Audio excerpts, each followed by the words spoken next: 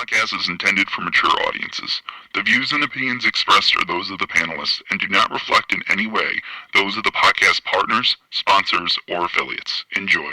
Hi, this is Michael Buffer, and you're listening to The Voice of the People. Let's get ready for Boxing Voice.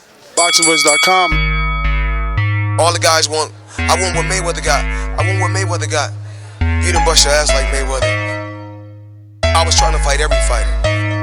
I sacrificed a lot Productions to get to where I got to. What do you bring to the table? Let's get this on.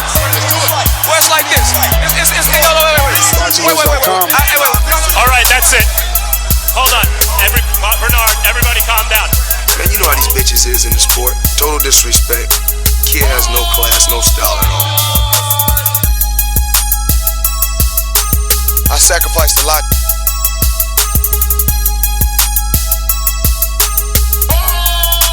BoxingVoice.com to get to where I got to.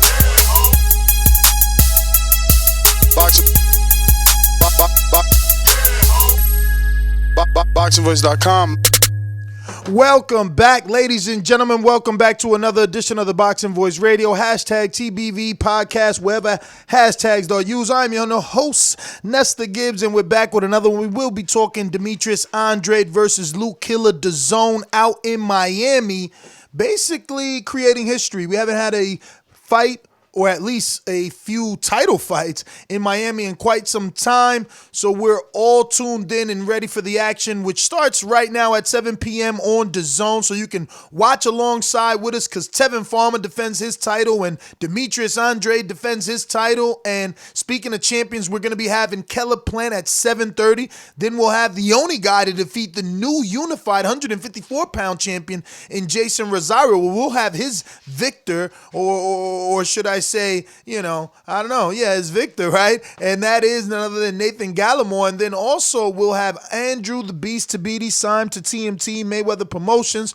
So we got a jam-packed show, plus all this weekend's talk and action, and plus headlines. So yeah, man, if you're just tuning in, don't forget to hit that thumbs up as it helps with the visibility of the show. It helps us grow.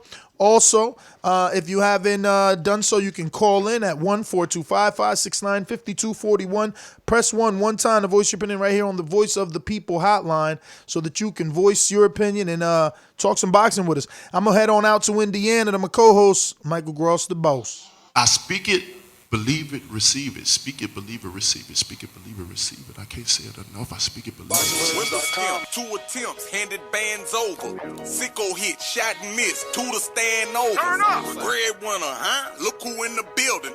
Let me check my Instagram. I might be at 1 million. And I'm in. BoxingVoice.com. Yo, what up, and big ups to everybody out there in the TBV universe. Back with another one, Thursday flagship. Man, Demetrius Andrade is in action tonight. He's the main event.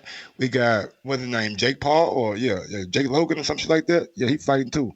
Let me quit playing with dude. Jake Paul fighting AnEsonGib in the co-main event.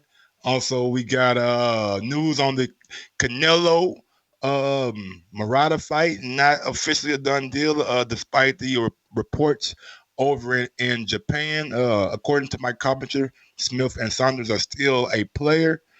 We got Austin Trout, man. He's in action this weekend.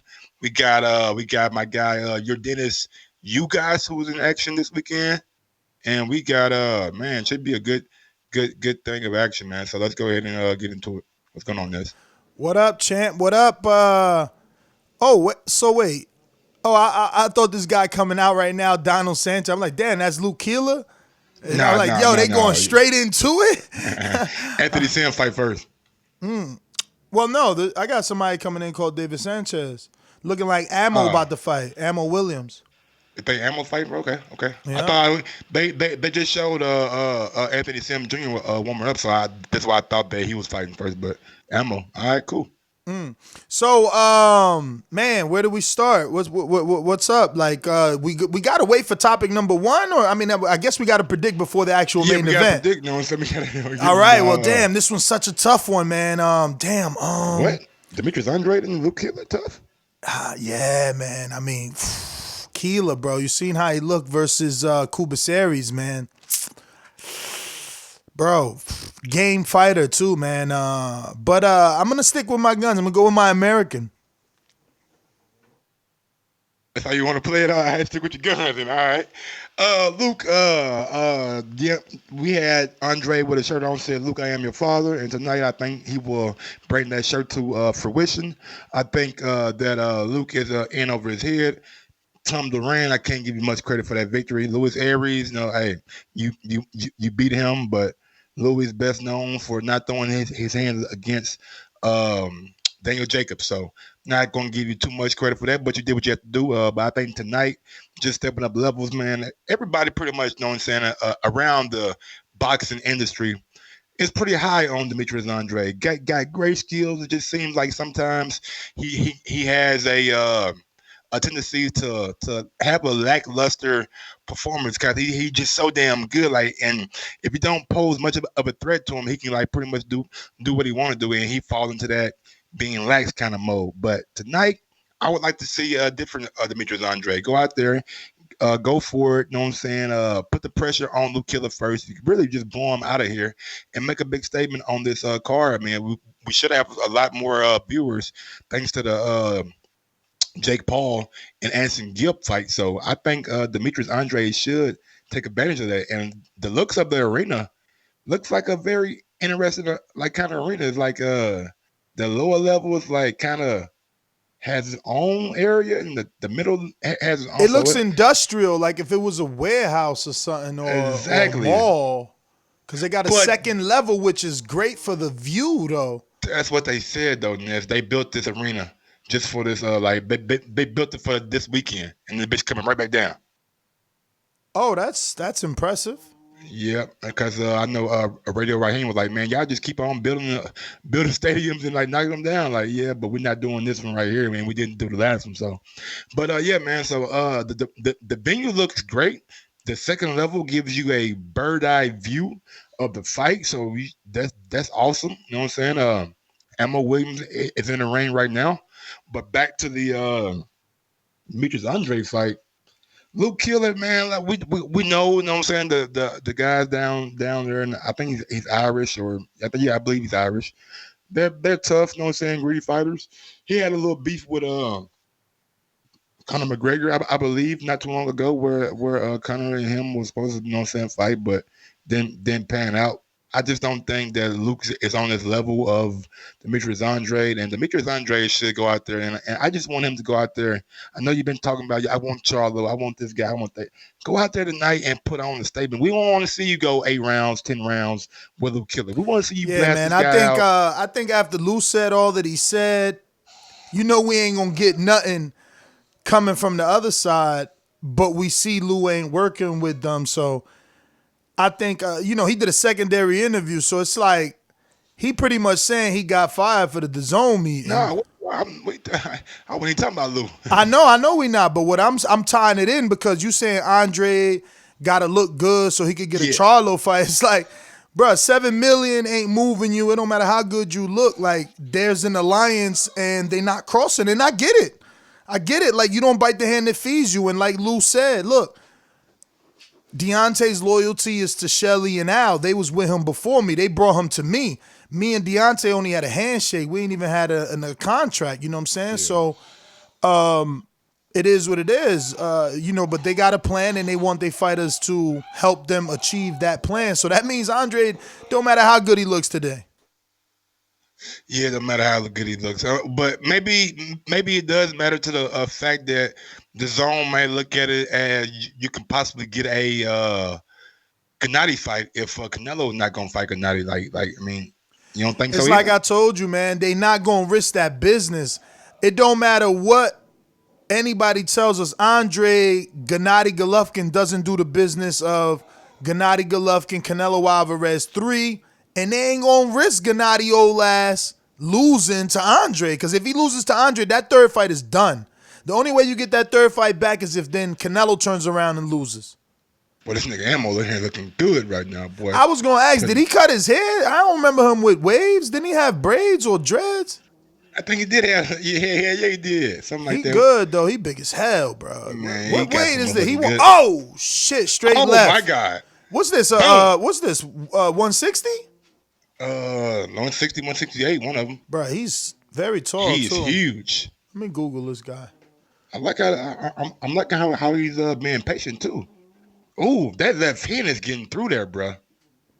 He just got to like it, you can't even tell when it's coming. Oh, nice left to the body. But yeah, man, back to this Andre fight. Yeah, I'm going Andre tonight. Pretty simple. Andre is the master boxer. He should go out there and pretty much beat Luke Killer with ease. You know what I'm saying? If he doesn't, if he struggles, then we have to come back and reassess about who we feel like is the best in the division at 160. Moving on to do you want to give I don't know much about AnEsonGib, you know what I'm saying? I know Jake Paul fought Deji on the first fight, you know what I'm saying, on the KSI, and Logan Paul won. I know he put pause on Deji, you know what I'm saying? We ain't seen Deji. Deji's since then. Maybe, but their fans are like so mean, but like R.I.P. Deji, R.I.P. We ain't seen him, R.I.P. Deji and shit. I'm like, man, these fans are crazy. But from what I heard about Anson, he was on that card too, and he pretty much got a good performance too. I don't know, man. I think Jake Paul and Logan Paul just strike me as two guys that I don't know if they got that grit, man. I like Gib, you know what I'm saying? I'm thinking I'm gonna go with Gib tonight over Jake Paul. You crazy, bro. That dude's mad small. I don't even know how this fight being sanctioned, bro. Are they even in the same weight class? Anthony weighed 188 and old boy weighed 192, 191. So they not in the same weight class. They just doing it because they. No, they're cruiserweight. Yeah, exactly. But one dude came in at 193 when the cruiserweight limit is 196. One Came dude in 191. Yeah, and the other one came in at 180 something. 188, 3 pounds. That's low, man. That's low. You know, Tabiti coming in at 196 and then getting gaining weight. You know, but whatever. Hey, man, look. That's why they said you know, this guy, the brother Jake, is probably gonna fight KSI. He probably gonna bring KSI back out if he look good. You know, hopefully he does. You know, bring KSI back out here, get some more fights in him. But Ammo's 160 and he's 5'11", so it's definitely TV added some height because my man look super tall. He's going into the second round of this fight with David Sanchez though, and that's okay because he really put it on Sanchez already in that first. So, you know, he's probably just gonna capitalize on that work. He's a southpaw too, man. Oh, southpaw. Took a nice little body shot right there. Mm-hmm. No, that left getting home. Let me see what we got. Tevin Farmer, and man, this right here what I was torn about right here. I was thinking about this all day. Well, Daniel Farmer. Yeah, Tevin Farmer versus Joseph Diaz Jr. Oh, you torn on that? You don't know who gonna win? I'm torn, man. Wow. Man. I know the kind of style that JoJo have. What's the odds? I don't know. I ain't even look. I don't know if DraftKings was gonna fuck with it or not. Let me see. Well, it's a world title fight, so they should fuck with it. Boxing. Tevin Farmer, Jojo Diaz at plus 170. You go fight props. Jojo Diaz by points is plus 300. By knockout at plus 600. But plus 300 on points, that ain't a bad bet. Bruh, they ain't even. Where you looking at this at? DraftKings. Wow. They playing me like that? Let me see this. They got two boxing. All right. Andre Keeler. What? So Andre is a plus minus 10,000. Tevin is a minus 235, bruh.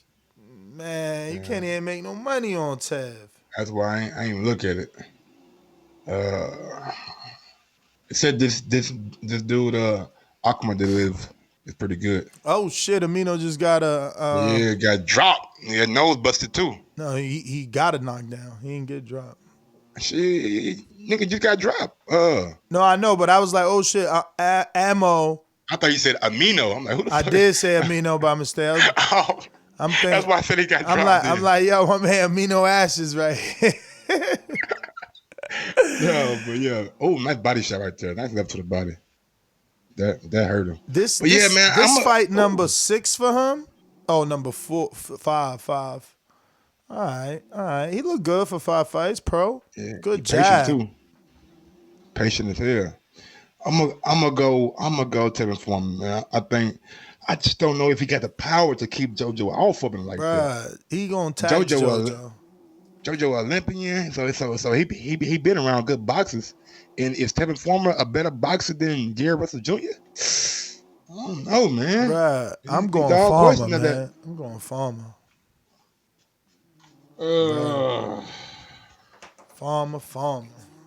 I'm going JoJo, man. Fuck it. I'm going JoJo tonight. I'm going JoJo tonight, man. Yeah, JoJo, right, so man, Olympic, man. I'm gonna stick with Daniel, man. I'm gonna fall in love with the story, you know. Small time promoter gets Daniel his shot because the DAZN is the big fish that needs fighters. And then, you know, he got himself a good unification with Tennyson. I mean, I never heard of Tennyson until he fought him. But I always knew Roman. He was with Thompson Boxing before the DAZN thing. And they kept him active, man. Not really on TV, though. But, you know, I want to believe that he's not going to do an Andy Ruiz. But he is also coming off of surgery, man. So, you know, is he 100%? Did he have enough time to kind of like work with that recovered injury? I don't know. I don't know either, man.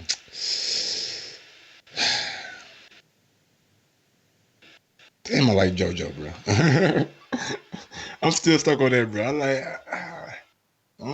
Make sure I want to ride with it. Bro, people talking about, how this dude Angie talking about Tevin is on the YouTube card? That's terrible. Like Billy Joe wasn't on there and Devin Haney wasn't on there. Man, get your ass out of here. They feel like it's good for him, man. You see how many people was at that weigh-in, man? What he talking about? Yeah, it was. Oh, Emma got him in the corner, hugging.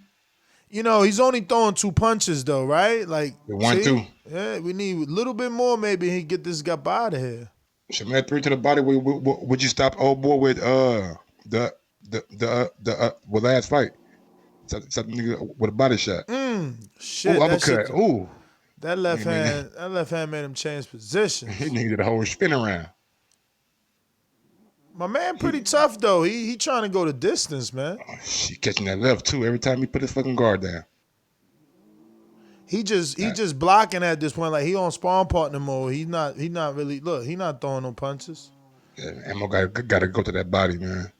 Absolutely have to go to the body. Oh, he just threw an uppercut. Yeah, another uppercut too.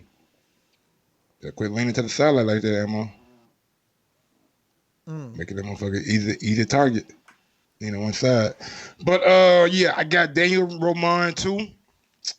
Anthony Sim Jr., of course I got him. Serrano, I know I got her. And Otha Jones I'm all A side from Daniel Roman down. Yeah. Anything else you want to touch on that fight card? Super middleweight for Anthony Sim Jr., so he's at 168 still. Yeah. He about to fight that dude Angulo. I think we seen him fight someone else, right? Romero? Yeah, I thought it was the Angulo that everybody else was fighting. Nah. I was looking like, damn, boy, that nigga in the step up, huh? Nah, that ain't who we fighting. But Amanda Serrano, man, she back in action. You know what I'm saying? Hopefully she had them J's on. You know what I'm saying? Otha Jones Yeah, III. man, I watched that interview. It sounds like her and Katie Taylor getting it on, but she gonna have to move up, man. That's what Lou said. I think Lou said the fight is 135. yeah, if everything is good, then they should be fighting next. And what should be a good fight? I think Katie Taylor should still give a old girl her rematch too. The girl, the name that started with a D that she fought last time. Was it Pearson? No, was it Pearson? I don't know. Maybe it was Pearson. But let's see. Alex Espino, he's gonna be fighting. Should be fighting next. Ammo ain't even breathing in there, man. The fuck? My man is like on. He tried to do the Canelo and counter the jab. That shit missed everything. Boy, he almost caught him on the side of the face with that uppercut too, though. Ooh, that was nice. Was that uppercut meant to hit the chin? It looked like he was supposed to try and hit the body. I thought he was trying to go. I thought he was going for the chin. Be honest with you, the way he came up with it. Damn, he missed big. Yeah. He got a good jab. He just ain't pumping that shit. See, like when he throw it, it's on the money. But look, back to not throwing it, hands down. Hands down.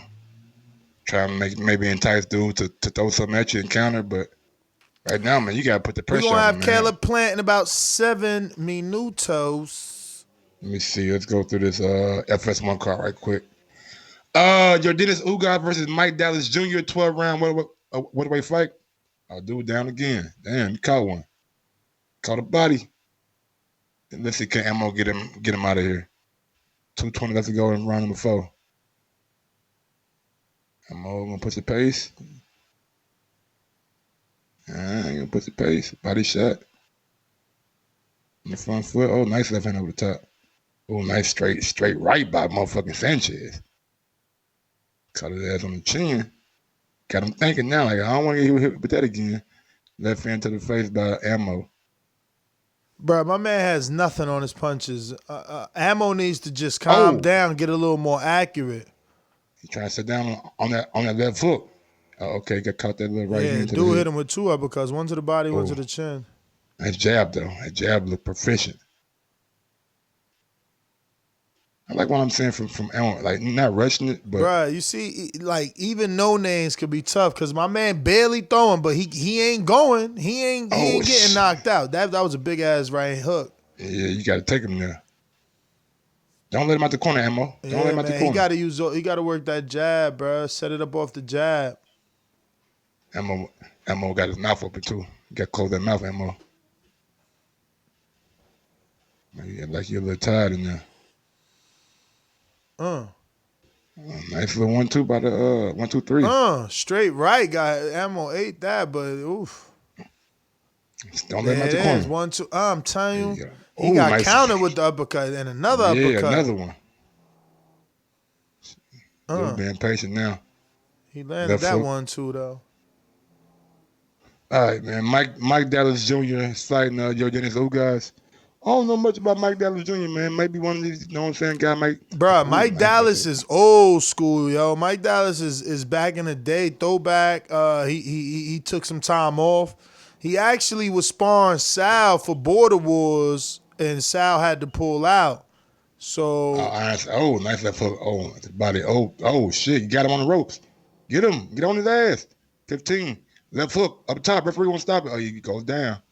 The referee stopped that shit. Fight over.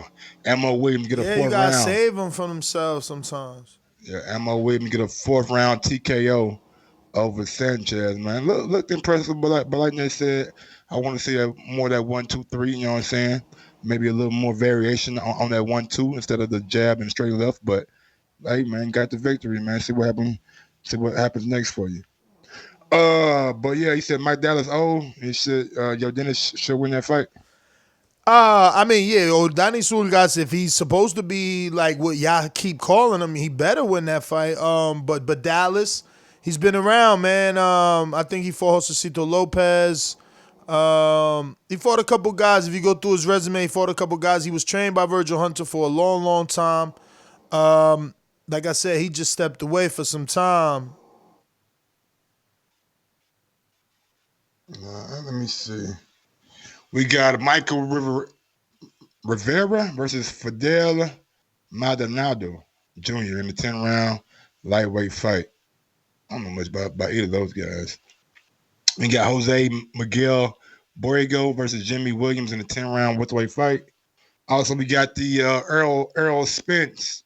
Errol Spence, trained or promoted fighter, and Burley Brooks.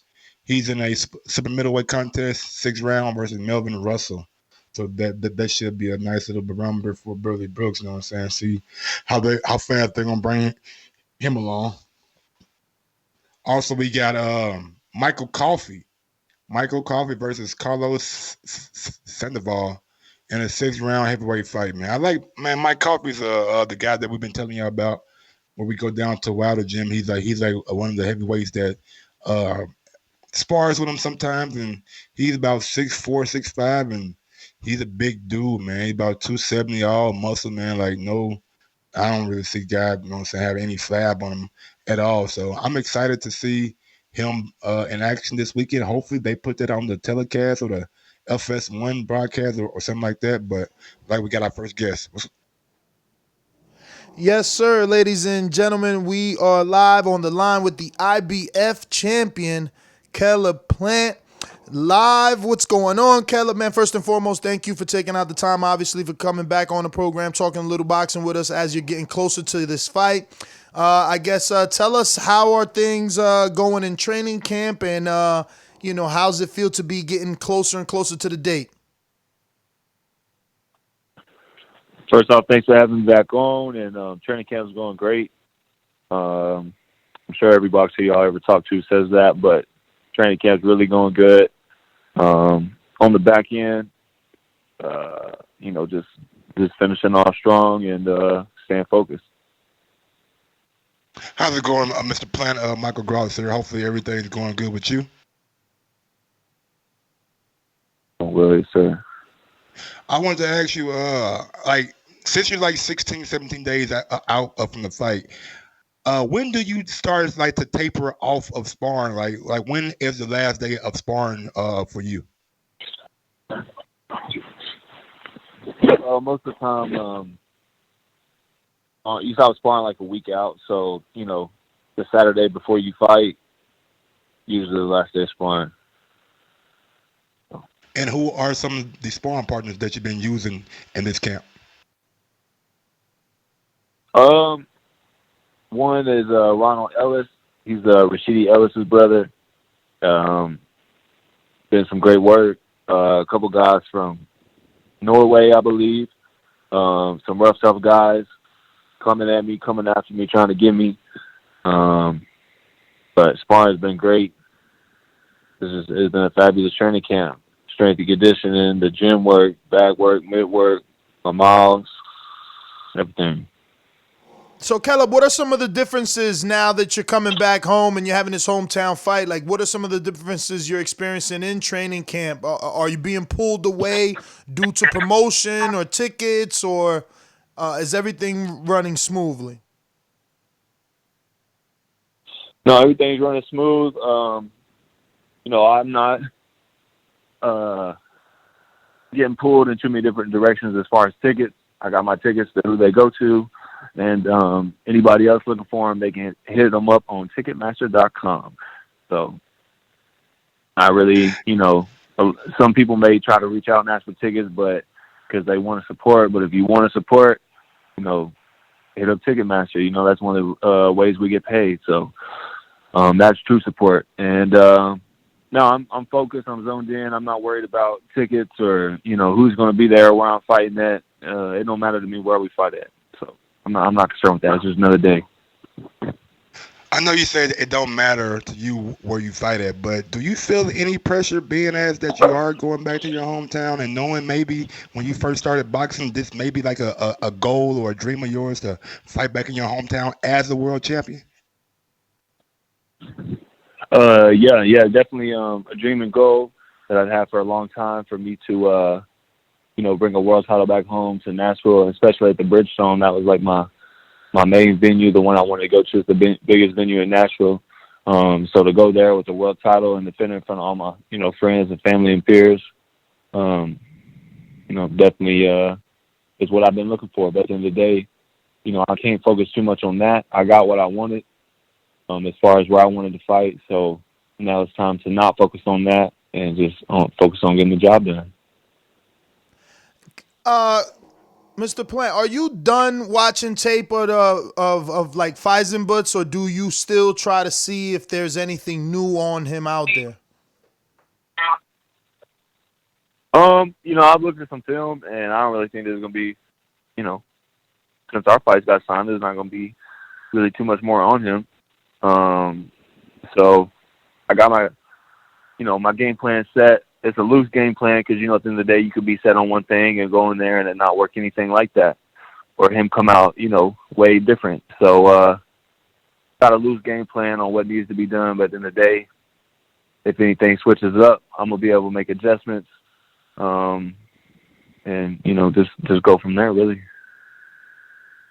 Mr. Plant, why do you think people gravitate towards you like they do? Because we seen you fight on FS1. I think did the biggest numbers on FS1 for any kind of boxing event, I believe, if I'm not mistaken. And also we seen you on Fox bring in like similar numbers against Mike Lee. Why do you think people gravitate towards you so much?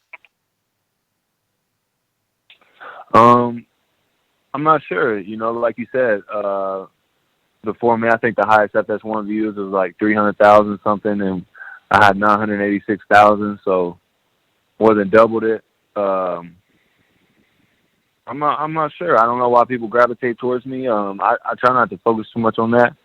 I just want to be myself, and keep honing in and sharpening my tools, working on my craft, and just being myself. I think a lot of people, they try to be something that they're not. They try to act in a way that's not truly them, and I just try to, whatever I say, whatever I do, however I act, however I fight, I just try to make sure that it's, 100% me. And I think at the end of the day, whether people are real, other people are real, or whether other people are fake, they still are going to gravitate towards someone who is always, trying to be genuine, always trying to be themselves.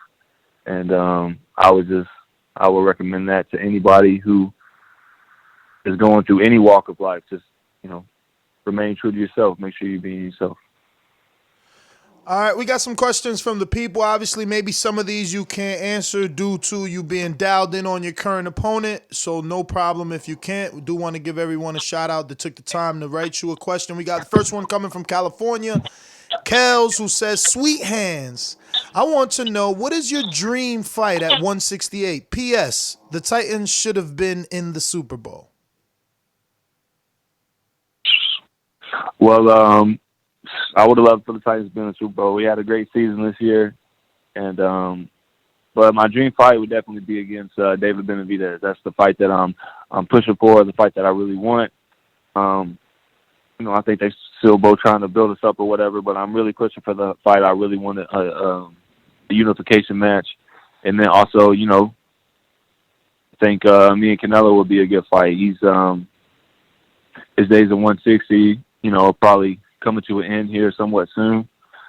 He's got a handful of fights or so in his contract left, and I really don't see too many people of my caliber that can, get in there and give the fans what they want. So those two fights will be, my biggest fights, I feel like. My dream fights that I really want.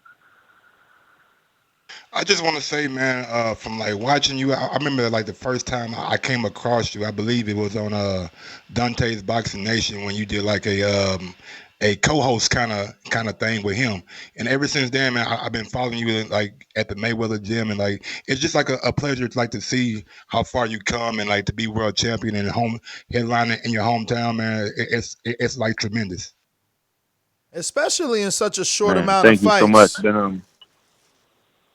Yeah, I mean, I've been putting the work in for a long time. I may only have 19 fights as a professional, but I'm a Gold Glove national champion. I'm an Olympic alternate. I've been ranked number 2 in the world in the WSB before I turned pro. I got a lot of amateur experience, and at the same time, besides that, I just feel like I'm built for it. I don't get caught up in the compliments. I don't get caught up in the hate. I just focus on what I got going on and take it one fight at a time.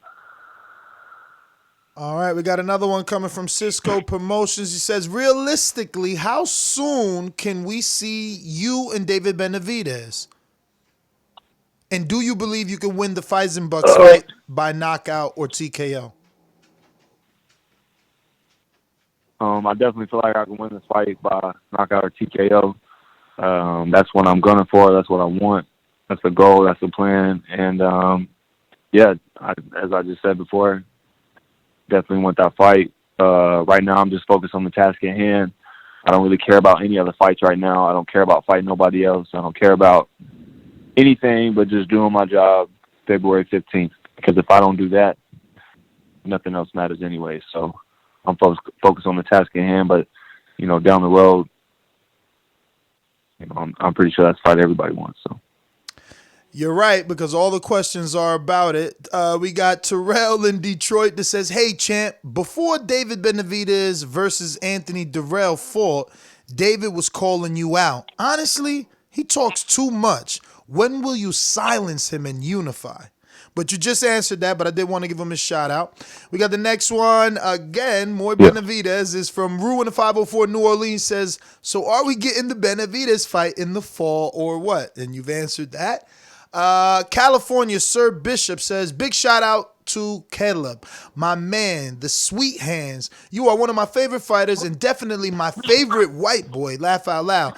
Thank you for taking the time to answer our questions, and without a doubt, we appreciate you, brother. Question: after you dominate and unify at 168 division, do you have any desire to move up to 175 and become a 2-divisional champ? Yeah, I definitely at some point, want to move up to 175, but I'm going to be here, for quite a while. Anybody knows me, they know I make weight comfortably. I'm disciplined all year round, so no struggle with that. And I'm going to be here for all these 168 pounders, and I'm going to be here at 168 once those middleweights move up too. So, but at some point down the road, definitely move up and become a, 2-division world champion. So, speaking about making that weight comfortably, can you just tell me or the listeners actually about your relationship with Coach Larry Wade? When did it develop or start, and obviously what is it now that it's fully developed if you're still working with him? Yeah, me and Coach Wade, we've been working together for like 2.5 years, and yeah, he's great at what he does. He works with some other great fighters like Sean Porter and Badu Jack. And really don't know what else to say besides that. He's great at what he does. He's been a great addition to the team. And we've been putting work in. I think everybody who's seen me fight, each fight, they see a better version of me. They don't see me falling off. They see me getting better. They see me bringing new things to the table, new looks, more offense, and not sacrificing my defense, better conditioning, better strength. Just, I'm just constantly trying to work on my game and keep it well-rounded. So come February 15th, you guys are going to see an even better and even more improved Caleb Plant than you've seen in my last fight. So Caleb, since it's only been 2 years, can you speak of any differences, like of your fights previous and now fights with him? What are some of the differences, I guess, in maybe training techniques when it comes to strength and conditioning, and just how you feel overall after adding him opposed to not having him? Well, I never had super consistent strength and conditioning before him. It was really just a lot of gym work and, some push-ups and different things like that. Pretty standard stuff. But, since being with Coach Wade, just my conditioning, my strength, probably do like a 5-6 week pre-camp before the 8-week camp, and then even before the 5 or 6 week pre-camp, I'm still in the gym. I'm still in the boxing gym, still meeting with him, still running on my own, still staying active, keeping my weight low. So, it's just been building since we met. We started at one level. When we come back, for the next pre-camp, we're not at ground zero, we're at ground 2. and then we come back to the next camp, we're at ground 4, then ground 6. So we're coming back to each camp better and better and better because we're staying active, we're staying in the gym, we're staying consistent, and just building off the last camp. So. Yeah, and obviously I'm not trying to give away, your regimen and nothing. I just want other fighters or, the listeners to see kind of the differences in a contender training opposed to a champion training and how those differences are there. But thank you for that. Yes, definitely. So that's a question though, right? No, that definitely answers it. Mike, you got something? Yeah, I was going to ask him. I need you to put like your trainer hat on for me. Like looking at your opponent fighting butts. What would you say is his greatest attribute and something that you possibly have to be wary of? Well, he's a powerful guy. He's got a big record with a lot of knockouts. He's been the WBA interim champ. So, he's a live dog. He's coming to fight. He's coming to win. This is his chance, to spoil all my plans. And so he's coming to win. He like I said, he's a live dog. So I think his biggest asset is just, his strength, his power. He's somewhat explosive, but we're going to find out for sure when the bell rings. All right, we got Jay in Philly. Oh, thanks, Jay, for that. He changed it. Jay in Philly says, much love, champ. You definitely a really good boxer. Do you think you could outbox Canelo or Billy Joe Saunders at 168? How do you think you fare against them? Whether it comes down to me having to fight harder or just whatever it may be, I can beat anybody at 168 walking God's green earth. So wherever you put me in there with, I'm going to come out with my hand raised. And, a lot of people talk a lot. They say things. They don't really mean them. They don't really back them up. They say they want to be the greatest, but their work ethic doesn't match what they say, don't match their words. But you can check my track history. Everything I've ever said has came to life. Anything I've ever said that I'm going to do has been done. So I don't expect you guys to believe me when I say that, and I don't even want or need you to believe me. So all I can say is just keep tuning in, and I'll keep proving myself. So, but I'm the best 168 pounder in the entire world, and that's a fact. It sounds like you've been had that Mamba mentality. I mean, rest in peace to the legend, rest in peace to the great, but I got a Caleb Plant mentality. So, I'm not trying to be like anybody else. I never wanted to be like Michael Jordan. I never wanted to be like Kobe Bryant. I never wanted to be like Floyd Mayweather, even as a kid. I felt like wanting to be like somebody else, I could be shortchanging myself for something that I actually could be. Who says I can't be better? Who says I can't be greater? So beautiful. I don't know. I'm in the generation of people who say things and they don't back them up. But I'm in this. If I say it, I mean it. So. All right, we got Steve in Chicago with one that you've already answered, but I got to give him a shout out. He says, do you believe you'll get a unification fight? No, he says, do you believe a unification fight is possible this year? You've answered that.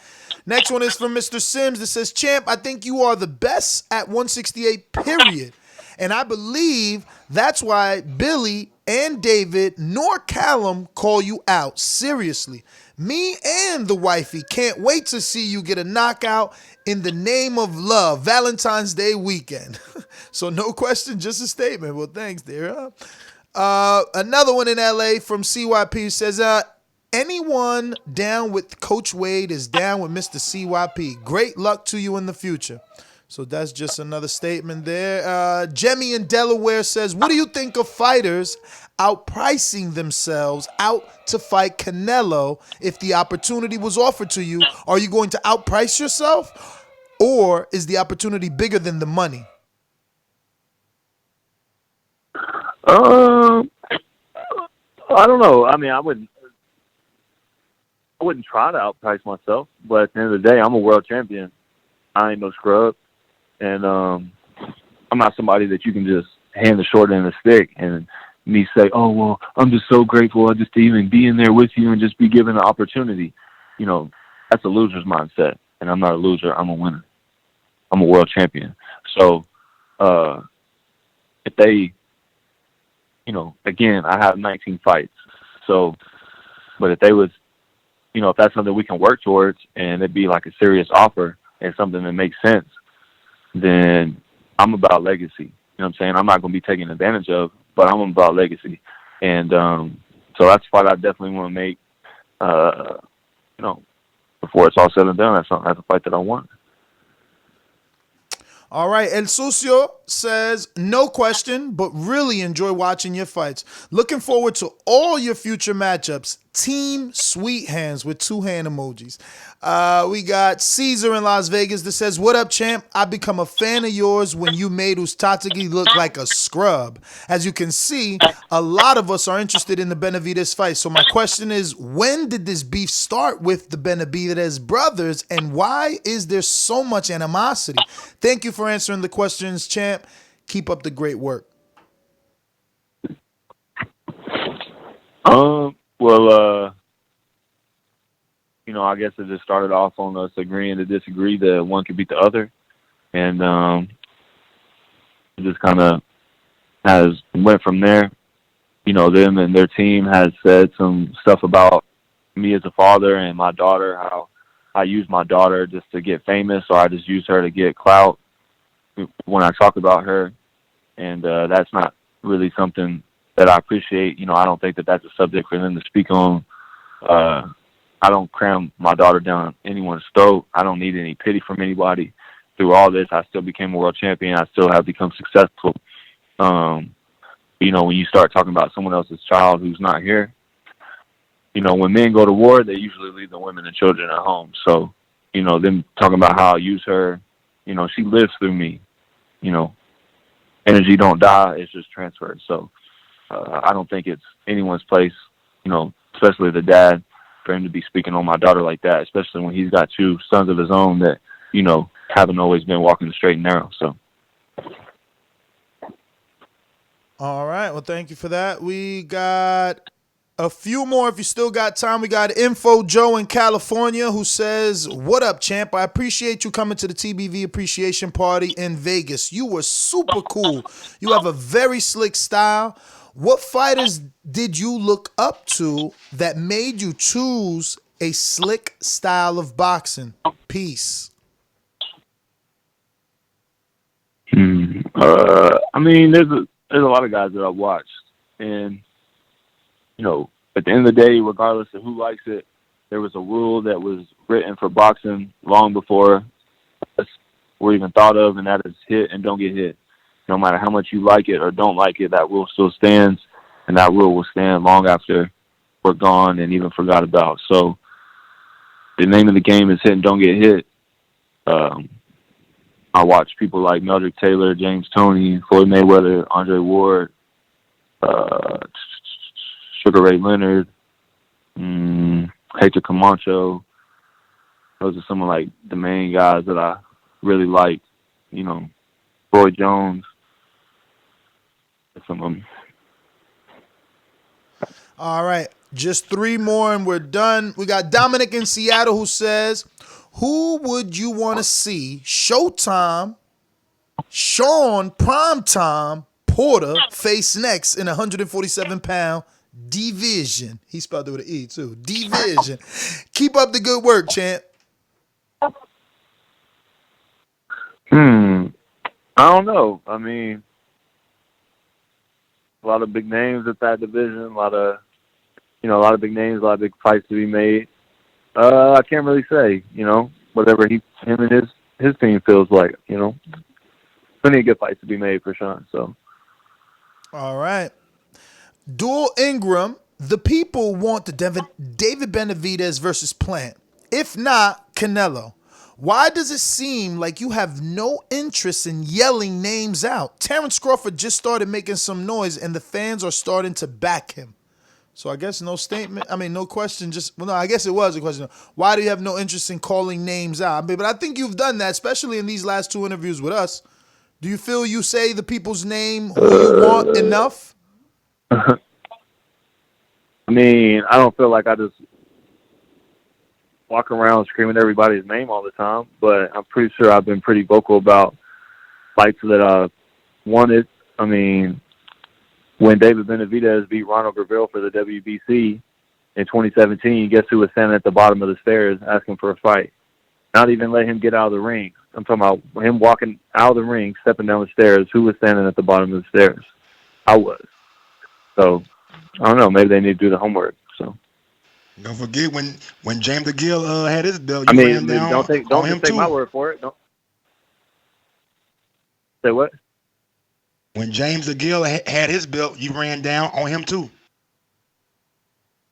Ran down on him. Ran down on Caleb Truax. Ran down on Jose Uzagatagi. Had a broke hand surgery. Didn't take no tune-up fight. Came in, whooped his ass. So I really don't know what he's talking about. Last one, champ, and once again, thank you for the time. Are you, from Carlito in the UK, who says, are you allowed to fight anyone outside the PBC? If so, who?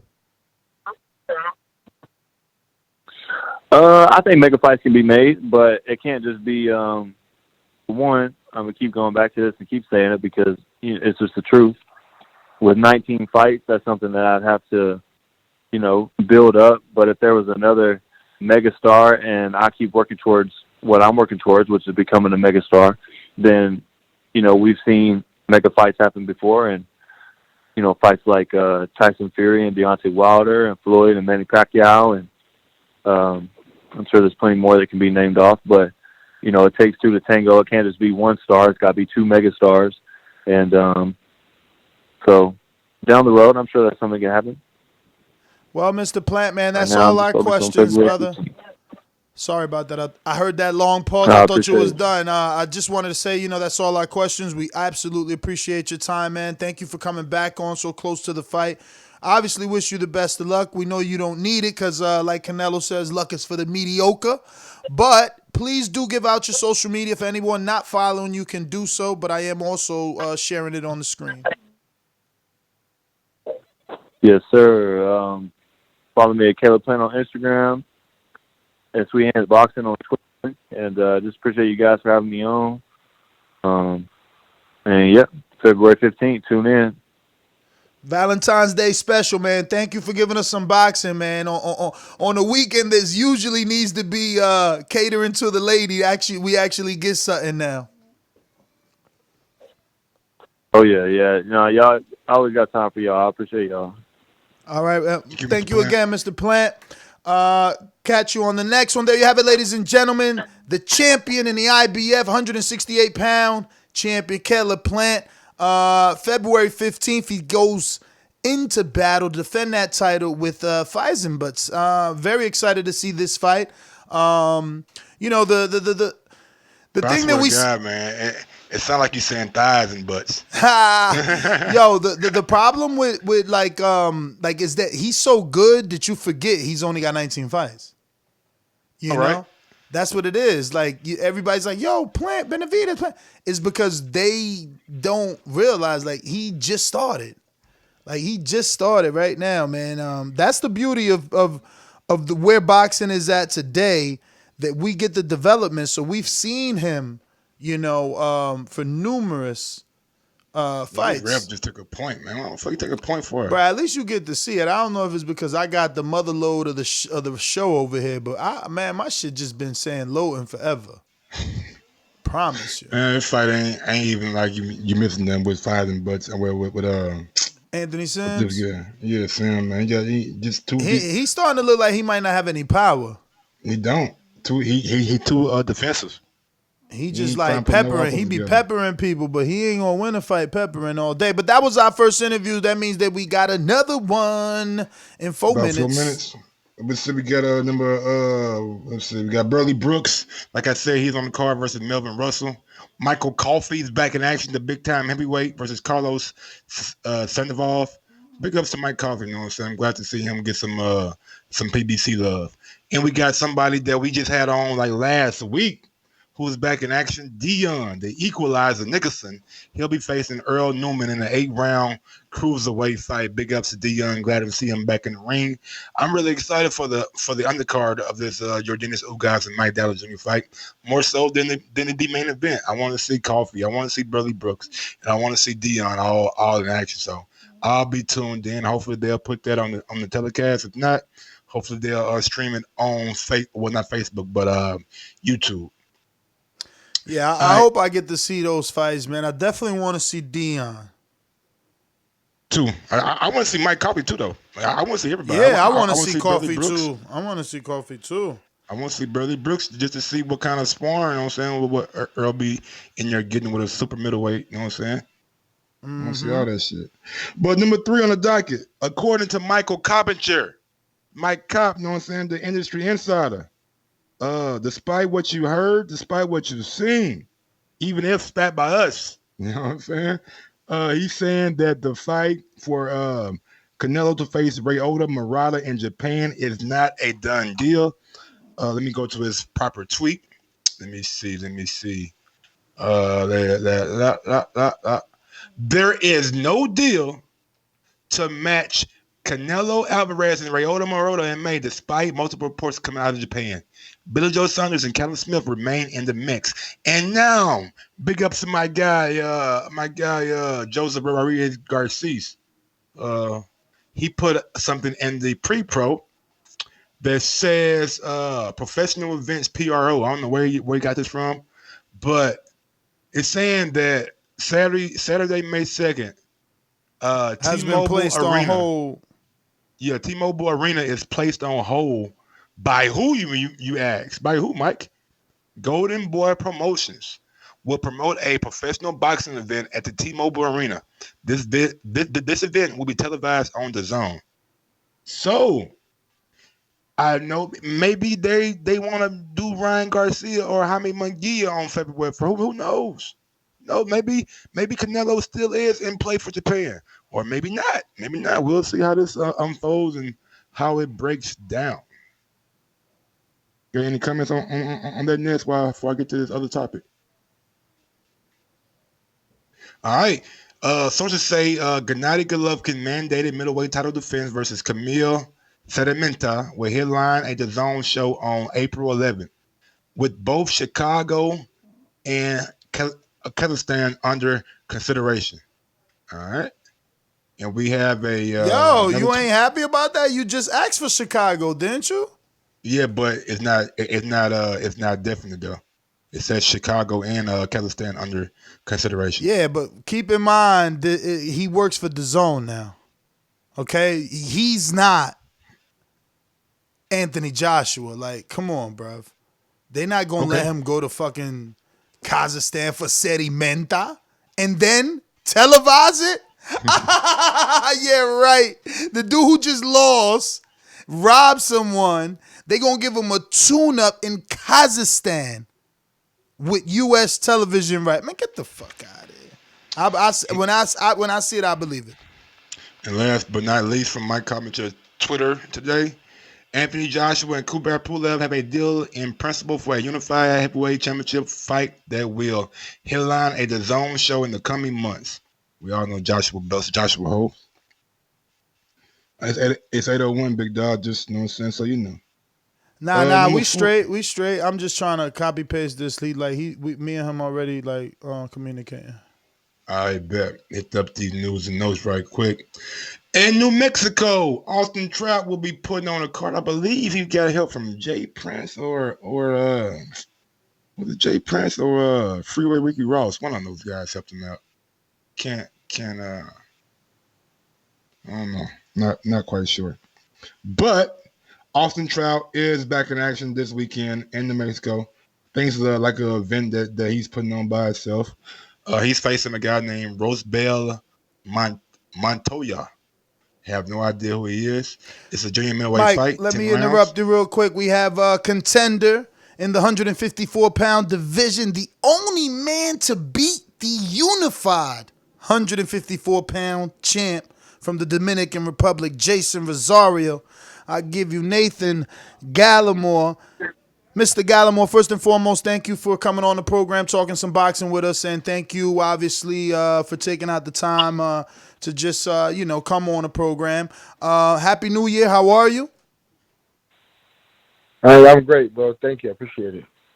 I'm going to introduce you to my co-host, Michael Gross in Indiana. All right, what's going on, Mr. Gallimore? My name is Michael Gross. I remember the first time I seen you fight was probably against Deloach, and I believe that was a upset, and you knocked him down like many times. I just want to know since that fight until now, what's the biggest thing you learned about the sport of boxing? Yeah, I learned that it's many styles, and you have to be around the right people. You have to have the right people in your corner, to get to the level that you need to get to in boxing. So how has that changed for you? Who's in your corner now opposed to who was in your corner then? After that Deloach fight, I was ranked number 3 across the board, and I fought Julian Williams, but after that fight, me and my coach split up. My coach that I won that fight with, George Hernandez, me and him split up, and I went with I had another coach from LA, John Pullman, and after that, I think my style of fighting has changed a little bit, you know what I'm saying? And then that set me back. A few fights. So, I just know that, you have to have the right coaches and the right staff in your corner to do what you need to do in this boxing game. What do you think, in your personal opinion, went wrong for you in the Julian Williams fight? Because going into that fight, I picked you because I thought with the wins and the hot streak that you were on, you would be able to take care of Julian. But it seems like Julian was probably quicker to the punch in that fight than you were. Yeah, that's a good question because everybody thought the same thing because they picked me to go in there and do what I do, but because now getting back to the coach switching, the coach what I had at that time, John Pullman, he wanted me to fight a different style. He didn't want me to be me, how I get to that point, as in the number 3 in the world. So, I was trying to fight how we had trained the gym, box more, stay outside, and he don't like the aggression. So I was just trying to be more as a boxer, and that's not me. I'm a fighter. That's how I got all them guys out of there and made my name off of that. So he was just switching my style, and I was just in between his style and my old style. So it was just it didn't match at that time. So what's the status with you now? When could we expect to see you back in the ring? Do you have any tentative dates at least or time frame that you want to be back in the ring? Yes, I have 2 dates. March 28th or April 11th. We talking to Louis DeCuba right now. So we don't have nothing concrete yet, but we have 2 dates, and I'm back in Chicago now training, and I'm not training in LA no more. I'm with my old coach George Hernandez back, so now we united together. So now it's gonna be 2020, gonna be a good year. What kind of names have been floating around your way? Like you said, you got March 28th and April 11th. What kind of names have been mentioned for those dates? Now we're just trying to get a win. Because they're gonna give me a win, and I'm gonna go forth in the top 10, top 5. Even in a champion.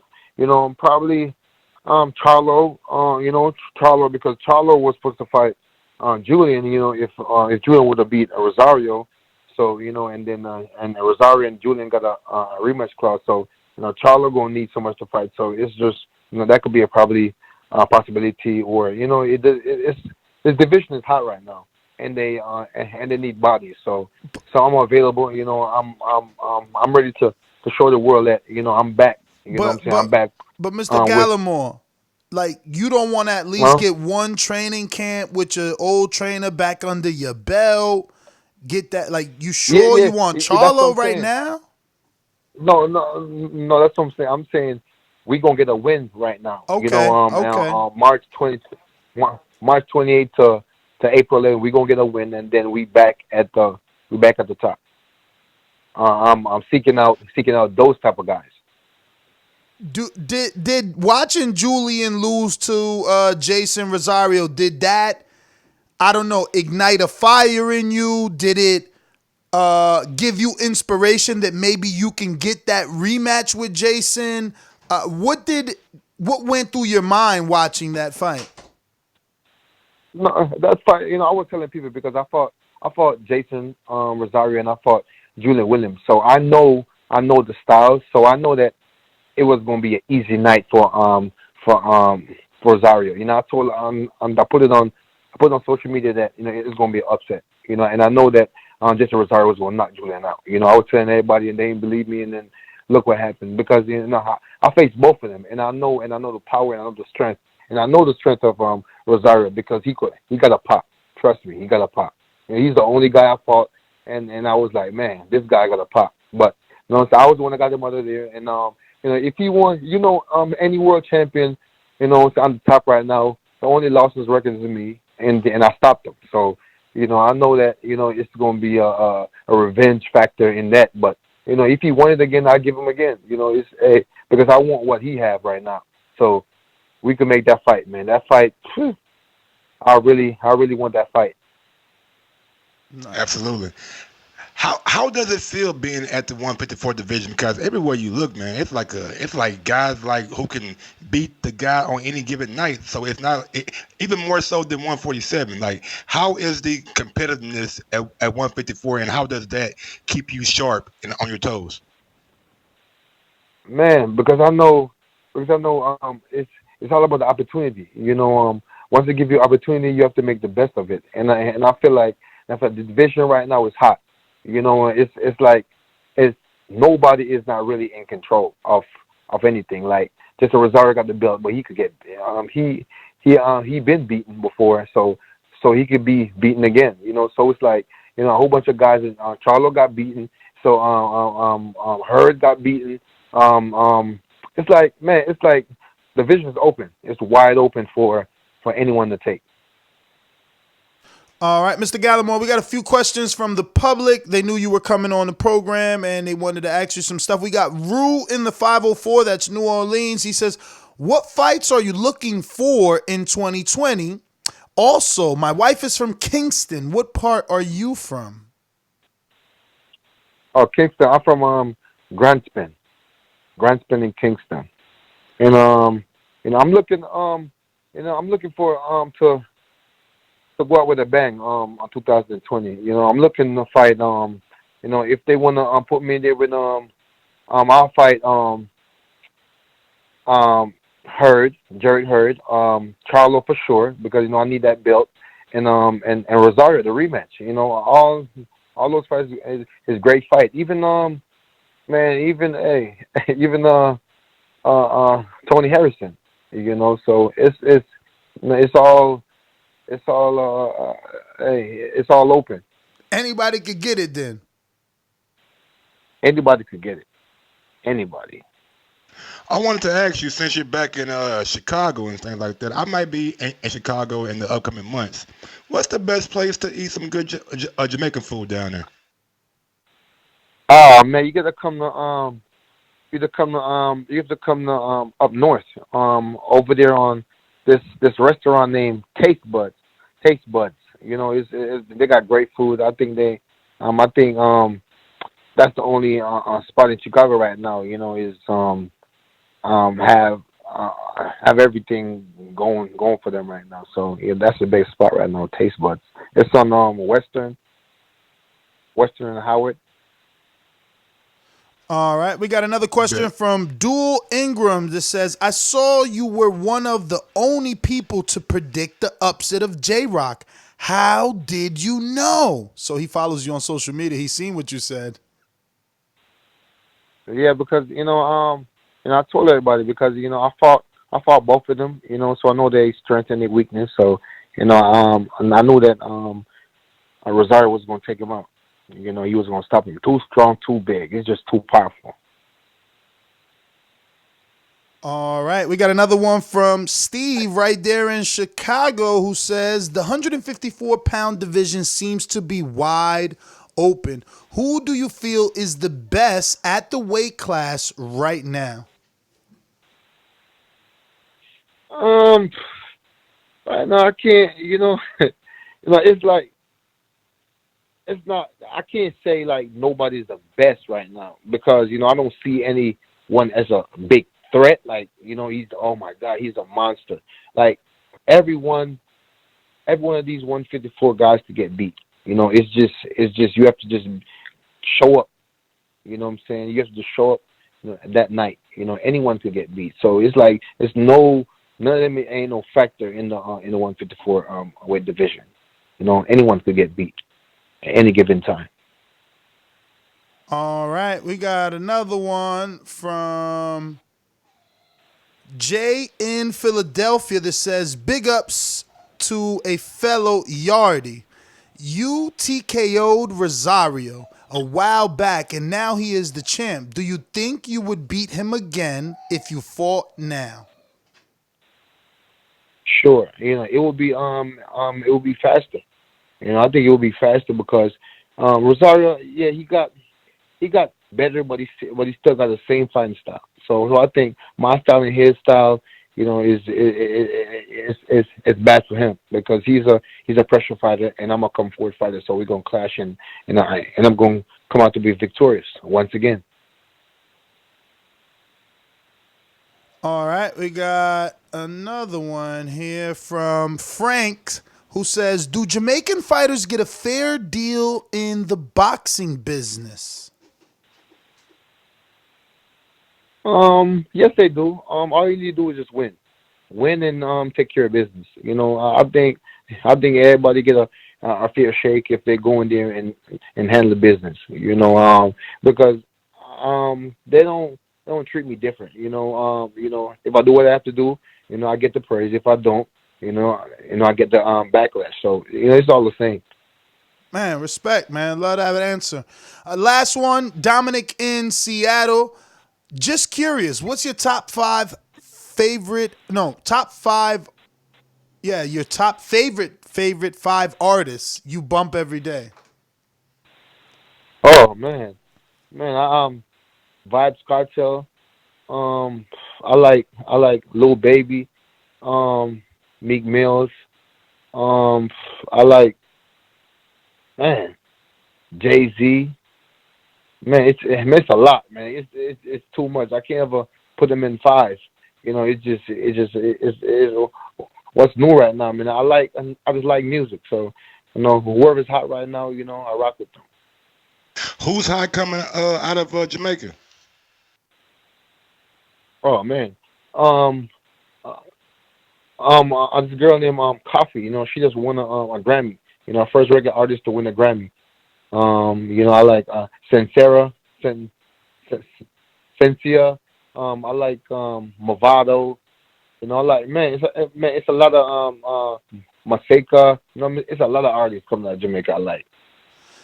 So, did you call back home? Did they feel? Is it true that they felt the earthquake over there? Because Puerto Rico's getting hit with some earthquakes, and I seen on the news that Jamaica felt it, and I was type upset, bro. Because I've been to Jamaica already 5 times. That's like one of my most favorite vacationing spots. I go every year, and then it's like I'm supposed to book, and I'm hearing they getting hit with earthquakes. I'm like, hold up.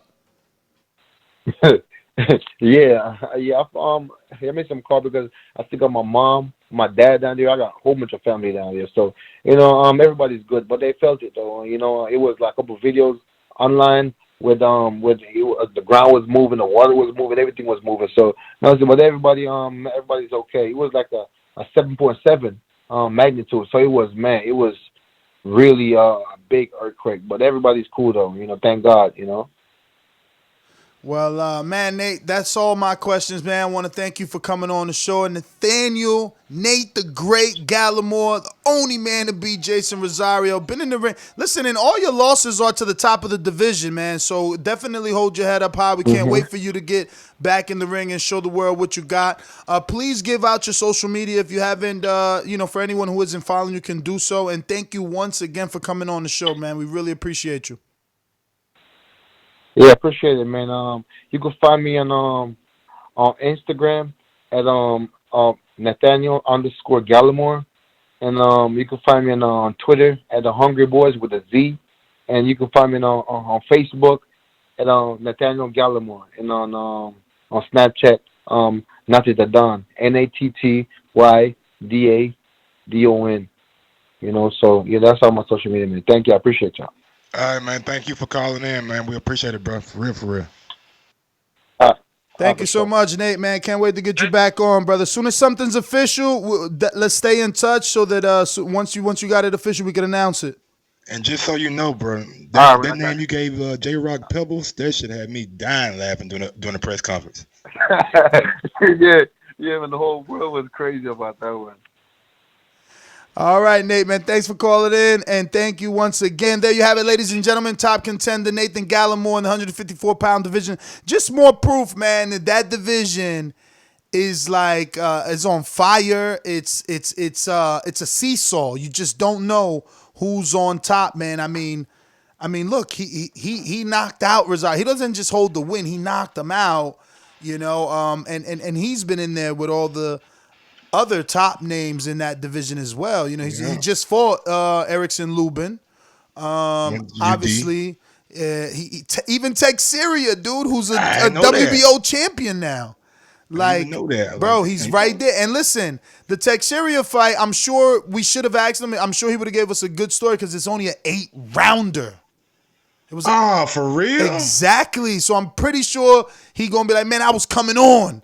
And his 8-rounder or something, like, yo, 8-rounder, bro. So you know, Golden Boy, bro. Golden Boy got him. Listen, Golden Boy probably sent them an offer right off of the Julian Williams loss, but tried to, you know what I mean, and make sure Patrick get the win by giving him an 8-rounder. I doubt that Gallimore wanted an 8-rounder. Yeah, no, I'm surprised nigga Al let him take it. Whoa, we got an upset? What? Who? We got an upset? Who? Oh, Anthony Sim Jr. just lost, big dog. Oh my God! I told you he had no power. Damn, that's that 168 too. He was so smooth too, man. What, he get knocked out? Nah, when it went to fucking decision loss, and I had an eye on him. I'm like, damn, Sims ain't really doing nothing over here. He ain't doing shit. Damn. Wow, we got an up, man. Talking about some money to be made. Shit. I mean, I'm pretty sure there wasn't even a line for that unless you went to an off-site. Yes. I wish I would have bet and you would have never told me that one Angulo, because I would have been good. The middle area, the torso, the shoulders coming. Shit, nigga. El Pedro que había que presionar constantemente. Yo, the zone out here wild and coming straight through, bro, like that. I would have been good. I was like, nigga, I was thinking Sim fighting. Bro, ain't Angulo Dominican though? He from somewhere, bro. Bro, you know who his trainer too, right?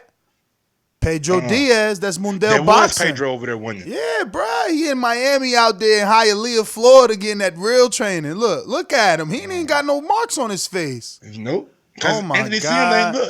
He retreating all night, bro. Oh my God. He didn't even know he won to the end. Like, yeah, I won. Bro, Yeah. is he Dominican or is he Cuban? It might be Cuban, man. I don't know, bro. I just know he just beat Anthony Sims Jr. in the upset. It was a split decision. Okay. That's yeah. He beat him with the punch. I put exactly because Sims wasn't doing nothing. Working that jab, that's the only thing I'm working. There go my guy, Alexis Espino. Yeah, I like you, dog. You a big boy too. Yeah, Yeah, ladies and gentlemen, if you don't know, normally, obviously, is our flagship. We're discussing all topics, but today the boxing is live on DAZN. So we're actually, while conducting the interviews. Up next, we're going to have Andrew the Beast Tabiti in about 8 more minutes at 8:30, 5:30 Pacific Standard Time, 8:30 East Coast Time, and we're watching some live boxing on DAZN. Anthony Sims suffered his first loss of his career. If you don't have DAZN, you can use our link in the description box and get yourself started with some DAZN. Who's next on DAZN? Oh, Espino. Alex Espino. Trained by Robert Garcia. Don't forget he's trained by Robert Garcia as well. Yeah, man. I remember I asked Robert, like, bro, don't you got somebody on DAZN that I don't know his name, but I've seen you on DAZN like a numerous of times. Like, yeah, I got Alexis Espino. Like, yeah, that's the one that I like, man. I like him and Diego's. What's his name? Diego. Diego Sanchez. I ain't Diego Sanchez. Well, he has Ortiz too. Diego Pacheco. I mean, Pacheco. Diego Pacheco. Yeah. I like him too. Alanga Makabu versus Michael Cizlek for the vacant cruiserweight title, the WBC 12 round over in the Congo. So big ups to my guy Makabu, man. Keep on beating up on these Russian dudes. I think this is like the third one in a row. You beat the dude up in Germany or Russia last time you fought, man. You put pause on that boy. They tried to rob you, but they couldn't do it. Now Makabu going for that WBC cruiserweight title, man. Try to become two-time. He want to become two-time. So hopefully that goes well for him. Also, we got just shot Tabiti a message. Let him know we're ready for him. Also on March 28th, we have reached a deal. Arthur Beterbiev and mandatory challenger. Yeah, man, that made it to Quebec. No more China, huh? No, the China didn't put their money down in time. So and they got the coronavirus out there anyway. That's over. Yeah, so they'll be in Quebec City, Canada. Man. So that's what's up. That's gonna be a big fight. Yeah, man. Canada comes out for boxing. It better be, man. And he should be get a pretty convincing win. I ain't never heard of Min Fei Long. Nah, man. I keep telling y'all, stop sleeping on Min Fei Long. Stop sleeping on him. He from my gym. I keep telling y'all that. Stop playing. Zhang trainer. He's the real deal. He's the real deal. Now look, anybody could get caught. Because even Peter Quillen got caught. Come on. You get caught. You know what I mean? You get caught and it's over. But he should put up a good fight. He should put up a good fight. And so all I can tell you. Beterbiev ain't slick like Hakeem. Hakeem is slick, man. Who? He's slick. Yeah, I know you don't know Keem, but you gonna know him pretty soon. You know, hey, man. Just like y'all about to know Rajon Chance, just like y'all about to know Vito Middlelecki. Remember, these all dudes out my gym. Just like I've been talking about Adam Kornacki for years, is because I'm seeing them in my gym. They in the gym I spar, they sparring in there. I'm seeing them things people like you don't know them and they're supposed to see. So I'm telling you, look, they not all gonna be great, but shit, so far they all looking good, except for Zhao, because he had a very long layoff, but he got the win, and winning is a win is a win, and it's a win. I mean, now you gotta your track record. You know what I'm saying? You probably betting like a good 500. You know what I'm saying? You probably like 5 for 5. Listen, I'm not good at picking fights, but I'm good at seeing the talent. I'm good at seeing the talent. Fought on Showbox? Fought on Showbox? Which one? That you Antoine Douglas? Lamana, Thomas Lamana? Nah, bro. A little while back, man. You was swearing about the little dude, man. He went out there and got touched up. Which one? Oh, Juan Dominguez? Nah, man. He black. He black, bro. I don't remember his name, but somebody gonna text me pretty soon. Yeah, I tell don't me know. his name. What weight class, man? Huh? What weight class at least? Bro, you ain't spoken about him since. Earl Spence, man, he look like he is in tremendous Bro, where's shape. the picture at? Everybody talking about Earl look put great. The video in the chat for you because I knew you ain't have it. Yeah, you know. I took the video. I got on my Snapchat and stalk Earl ass and shit. Yeah, I don't got Snapchat, man. It's on me, baby. It's on me, baby. You see him? You see him looking all cut up, nigga, like a motherfucking butter knife over there and shit. call him Mr. Goddamn Cut. That shit got the get back at the bottom. Damn. Bruh. Earl looking good out there. Nah, he do look, wow. He in the sauna, too. Damn. So wait. It's January. Whoa, hold on. Look who in the corner. Look who in the corner for Alexis Espino. Let me see. Reporting. Oh, Ellie? They got Ellie in the corner, bro. Hey, man. Man, shout out to Ellie, man. One of the pioneers of this shit, man. Hell yeah, the pioneer, bro. I love seeing them using. Ellie is like one of the only dudes that could get in the Gennady camp, Canelo camp, Gervonta camp, Broner camp. Yeah, Broner camp. Yo. Yeah, man. I love it, bro. I love seeing that kind of shit, man. Yo, right? It seemed funny checking out the ref with the Florida boxing patch and shit. I ain't seen nothing like that in a while. Vincent Baccus, Oklahoma. Oklahoma? Dang, he 4-1-1-1, 3 KOs. Oh, Mogi. Are you from Mogi? Okay, then what's up? Right down the road.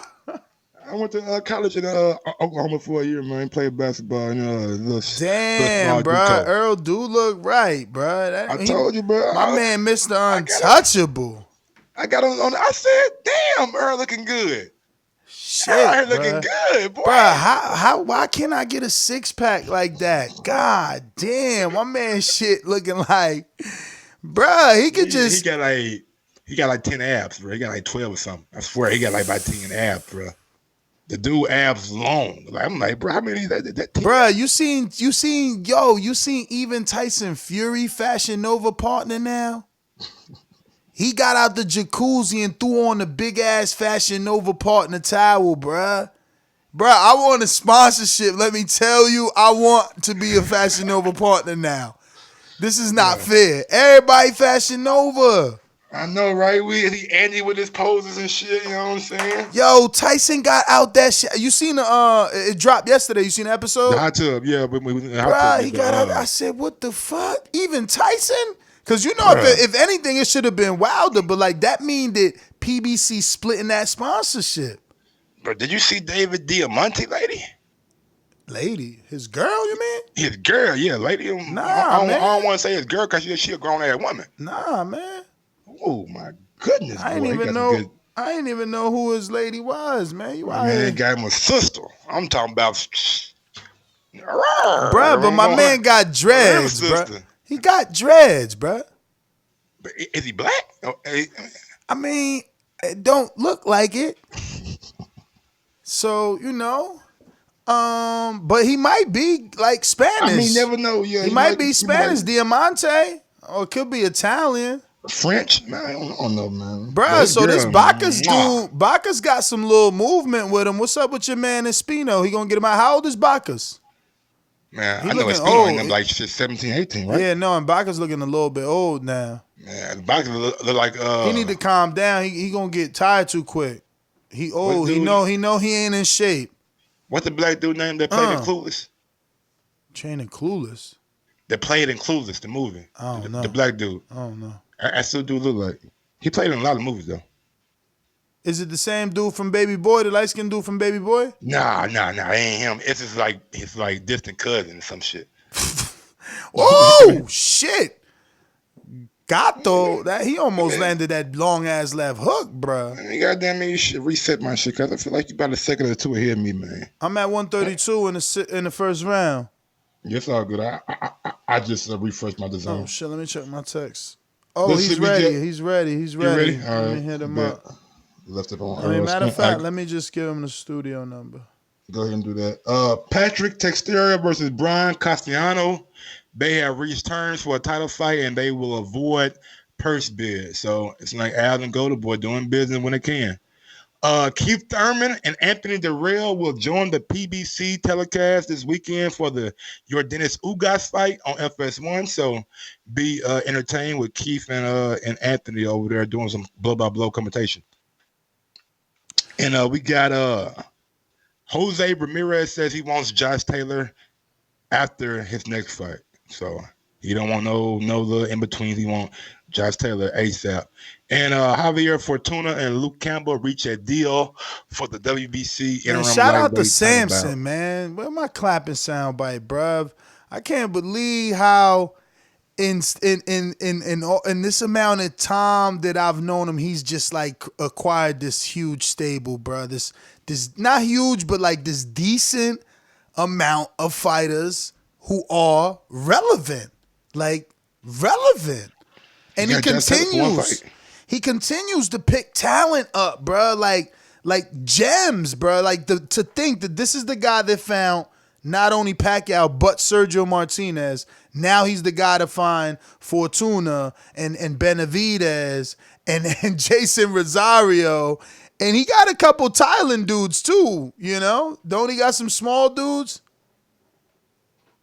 I'm not sure about Samson. I don't even know what Samson look like, bro. Be honest with you. If you showed me Samson today, I wouldn't know who he was. But I know his name, though. You know what I'm saying? I know his name is very, you know what I'm saying, right now, very hot, you know what I'm saying, in these streets. He just won the purse bid for the Josh Taylor fight. I'll bet at Top Rank for that. So he'll be able to put that fight on. Now he got another fight with Javier Fortuna where he's probably going to be probably get his fighter. Yeah, see, that's one of them dudes he got. Look, Song Pong, right? What's his name? Who fighting Josh Taylor? Man, Kong Song. Yo, and he believe it. Listen, that's another dude is his. Ain't Sungrial or whatever? My guy Rung Visai. Yeah, I think that's his too.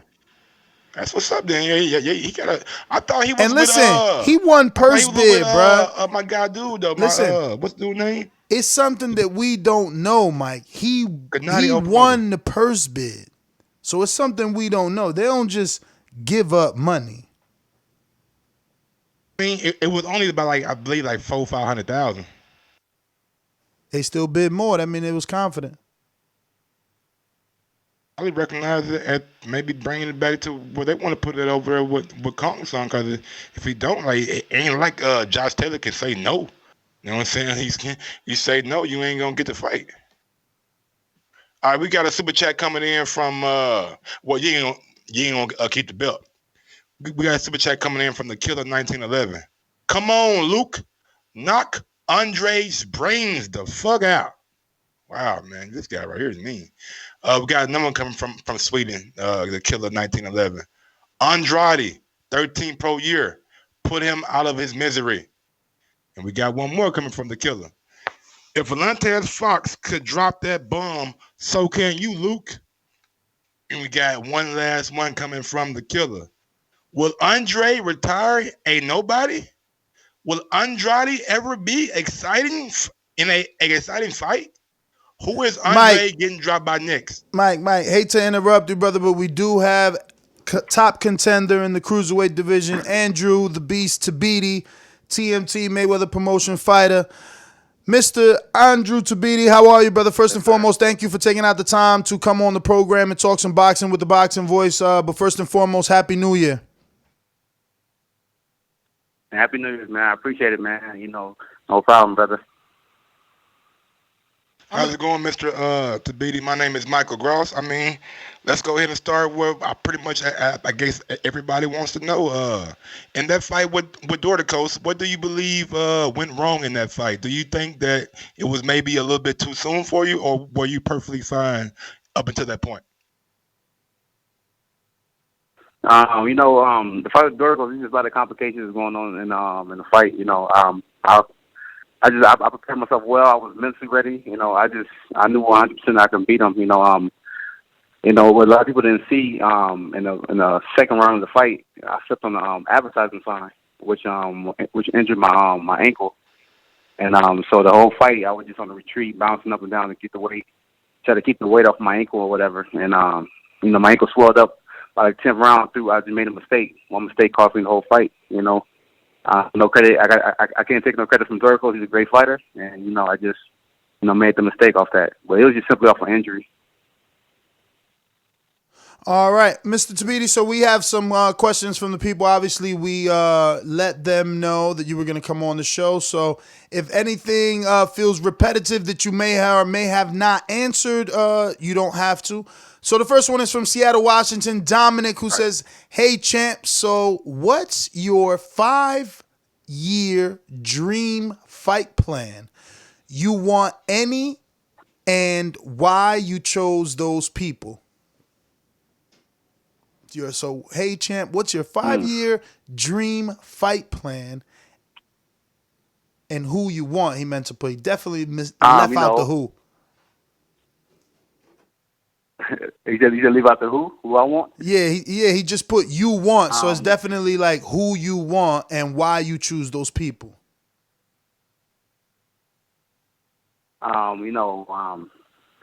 say, I love a rematch with Doricos, try to conquer all the cruiserweight titles, and I want to go up to heavyweight, I want to fight any of them guys like, I fight Andy Ruiz, Michael Hunter. I definitely, the main guy I want to fight in the heavyweight is, Usyk. That's one of my big goals to fight.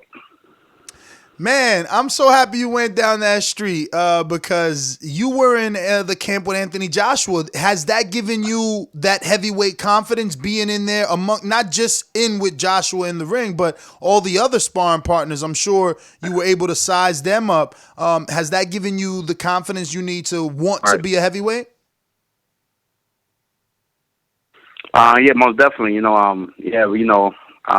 seen the guys work with Anthony Joshua, and I feel like I can do some things in heavyweight too. Anthony Joshua, he's a good fighter though. I'm actually proud of being a part of his coming back fight. Beating Ruiz, and I think he performed amazing.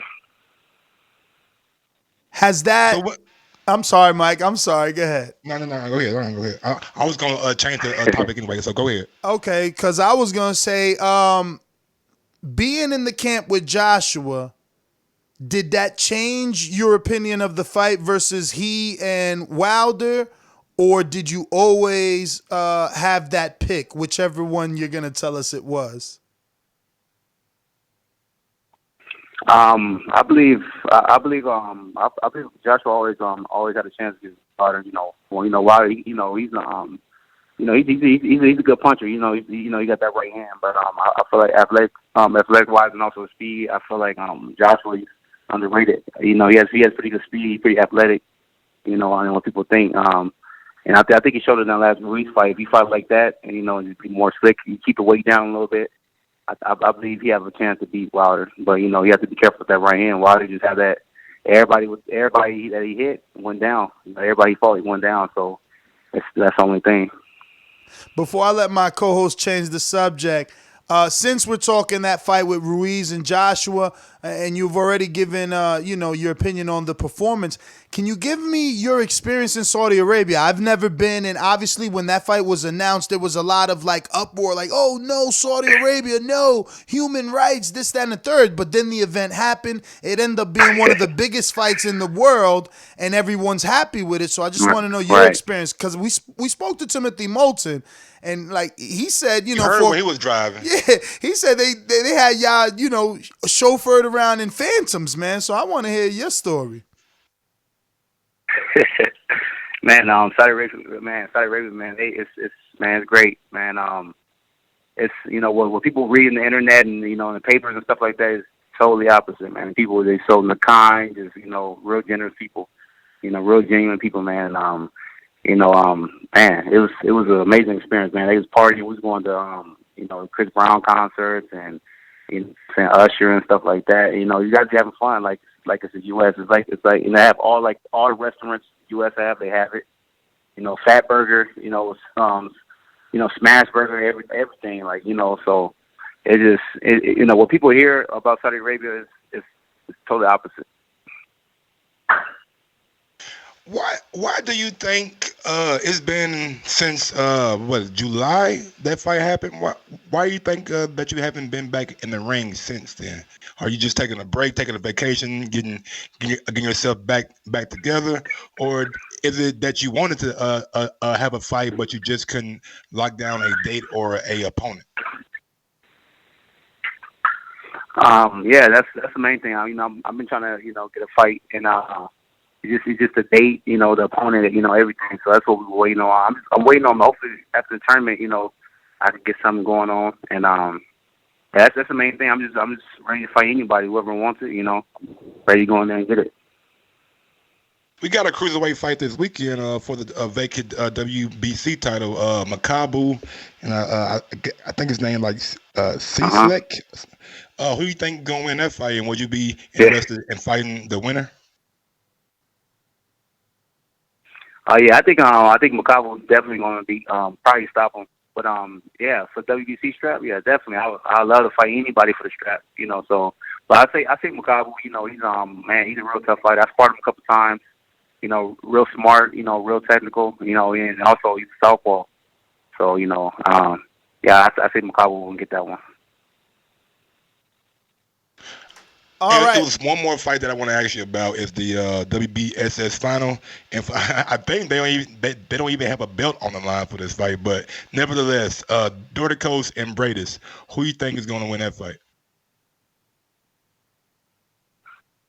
I'm gonna be real. I think Bradis might be Dorticos.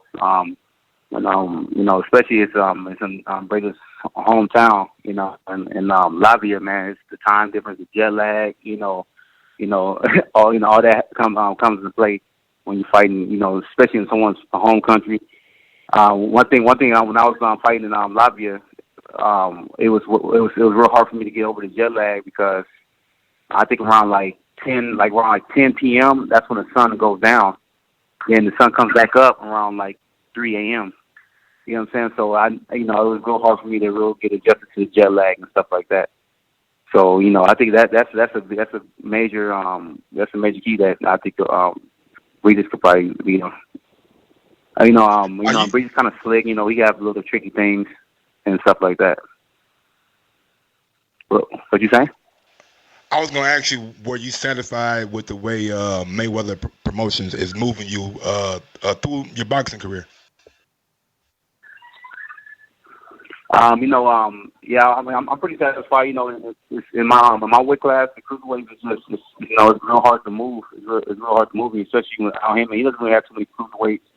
So when you go to negotiation with different guys, and it might be hard. Some guys not gonna take the fight with me and stuff like that. But they've been real supportive. I believe Floyd did good with me. I'm one of the best known cruiserweights that's around, and you see most of the cruiserweights, they don't have too many followers on Instagram and doing too many things. So it just now I have to get the opportunity, in which they're trying to push for. All right, we got another question coming from Morocco Joe, who says, "Hey, I'm a huge fan. What part of Nigeria is your family from? Africa, stand up." My dad, he was born in Lagos, Nigeria. Oh, I think that's where Omatoso was from, right? Lucky Boy? Omatoso? Yeah, what is it? Wally Omatoso. Yeah, Wally Omatoso, a.k.a. Lucky Boy. He was a welterweight, and now he's at 54.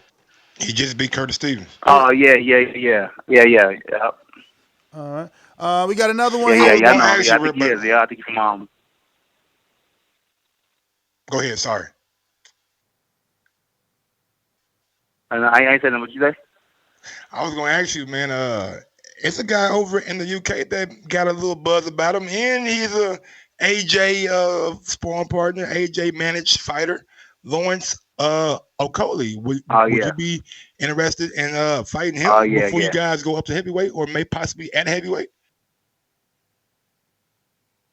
Oh yeah, most definitely. Yeah, I know Lawrence. He seemed like a real good fighter. Real awkward. Strong dude. But I think that's definitely a future fight that we both like. We can try to fight for the undisputed. One time, and that'd be cool. and or try to unify some belts. So yeah, that's definitely something in my future plans.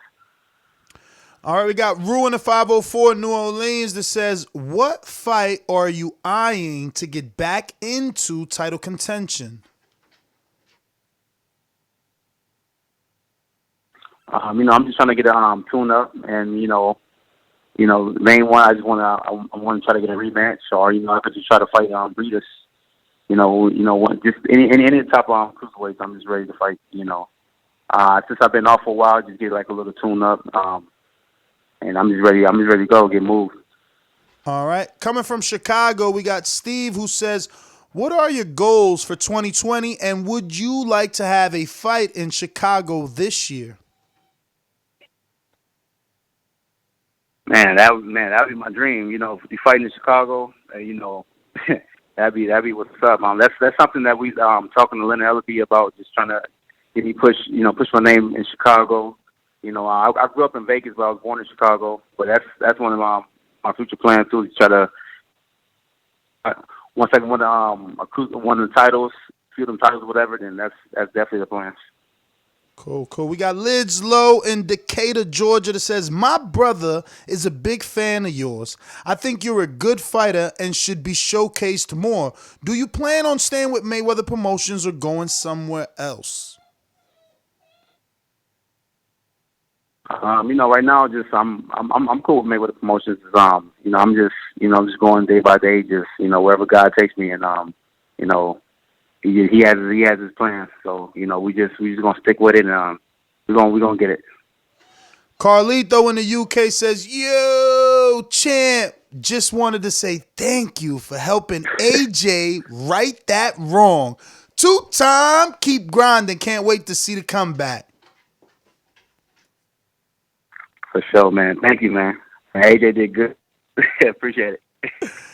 Cisco, I bet your UK fans done went up, man, through the roof. You know what I'm saying? Mr. Comeback. Oh man, for sure, man. Them man, UK fans, man, they some good fans, man. They some loyal fans in UK, man.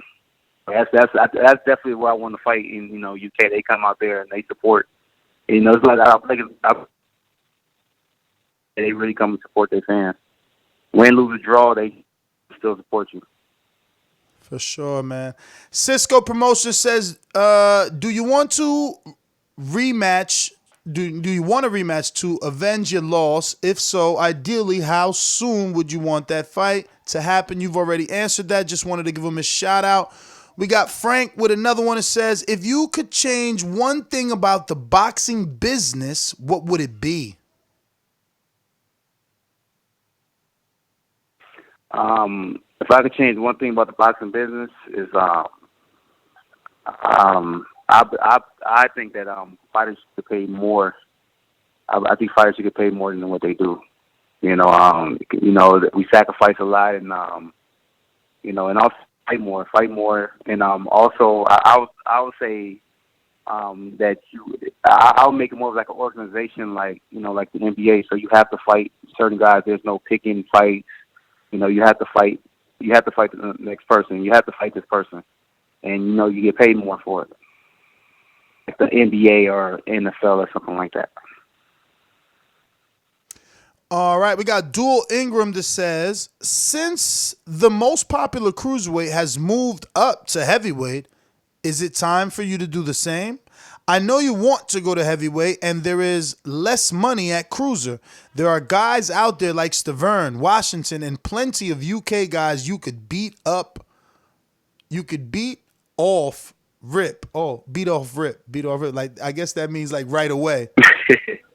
Right. Well, the way you read it, I didn't know where you was going with that one now. I know either. Apologies. Definitely. Actually, I just want to give me a couple cruiserweight titles. I want to try one more time to get the title of the cruiserweight, and I'm going straight. And those are the names. I'll fight Big Baby Miller. Any of them guys. Damn, Big Baby. The main guys to fight. You mean the new Big Baby or the old Big Baby? The new Big Baby, right? The one with top rank. Big Baby. Both. Yeah, both. Yeah, I fight both. What? Because Big Baby's big as hell, Big man. Baby, you know, anybody give me yeah, you know, it's all right. It's boxing though, you know, it doesn't really matter sometimes. For sure. That would be a great fight. I like the sound of that one.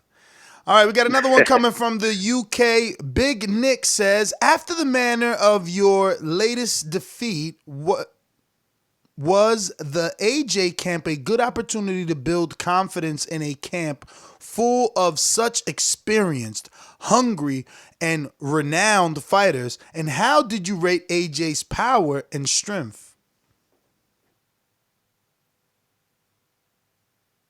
Man, when AJ gave me the call, it was a boost of confidence. You know, I was a little stressed out, a little depressed, you know, because, you know, things were going on. I was like, okay, cool. Now we have something going on. And, you know, I was sparring with him. Man, he's punching. He's punching pretty hard. So, you know, first couple times I got punched, I take too many of these punches. So, you know, most of the time I too much. So I had to, you know, with him, I was just real careful.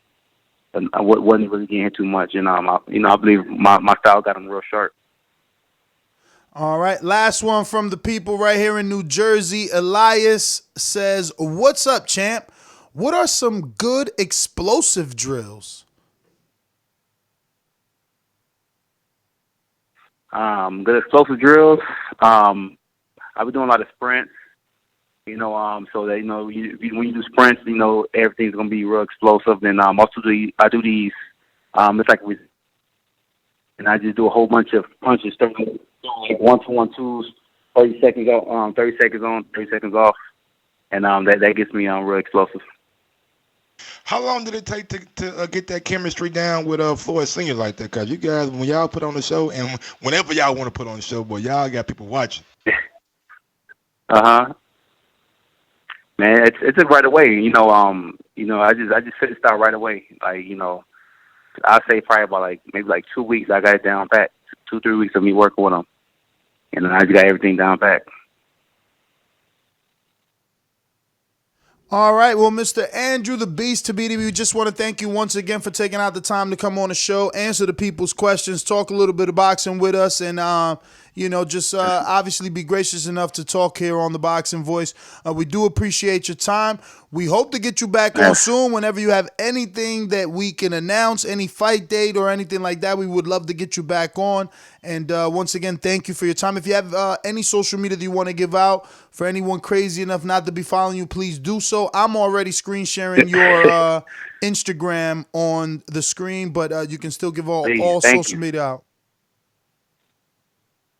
Man, just my Instagram, Andrew_Tabiti, man. Follow me. I appreciate all my fans. Love you all. You know, I'm gonna bounce back, and you know, we're gonna get all these titles. We're gonna conquer everything. And I appreciate you guys for giving me the opportunity to, you know, just to interview me and stuff. So, you know, best of luck, y'all. Thank you, brother. Thank you for the opportunity, brother. You know, we appreciate your time and your fighting style. Once again, there you have it, ladies and gentlemen. Thank you, Mr. Tabiti. We're gonna go ahead and let you go. Have a good night. There you have it, ladies and gentlemen. Top contender in the cruiserweight division, Andrew the Beast Tabiti. Great interview. Thank you to all our Patreons that partaked in the questioning of today's interviews. Shout out to Caleb Plant, the IBF champion, 168-pound, coming on the show. Shout out to Nathan Gallimore, 154-pound top contender, the only man to beat Jason Rosario, who is now the unified champion. And shout out to Andrew the Beast Tabiti, who has definitely won over the UK public with his training camp with Anthony Joshua, man. And that's exactly what he needed after his loss, you know, to be able to bounce back, get some confidence, be around, you know, some champions. And, I mean, I'm sure it was a wonderful experience, as he said, in Saudi Arabia. So all of that, you know, being able to get that call from AJ must have felt amazing. You know, being able to travel to the UK to train with him must have felt amazing. And then all of a sudden being in Saudi Arabia with the champ, I mean, driving in Phantoms must have been amazing. Man, man, it was goody. I'm just sitting here, man, just proud of Carissa Shields, man. Every time I see any kind of boxing event or fucking UFC fight, she always on the screen. So I like the fact that she's keeping her name out here popping and keeping her brand popping too. Let everybody know who the baddest women fighter is out here. But Andrew Tabiti, man, I'm glad that he was so honest and upfront about the Dora Coast. You know what I'm saying? Didn't make any excuses about it. You know what I'm saying? So I like that.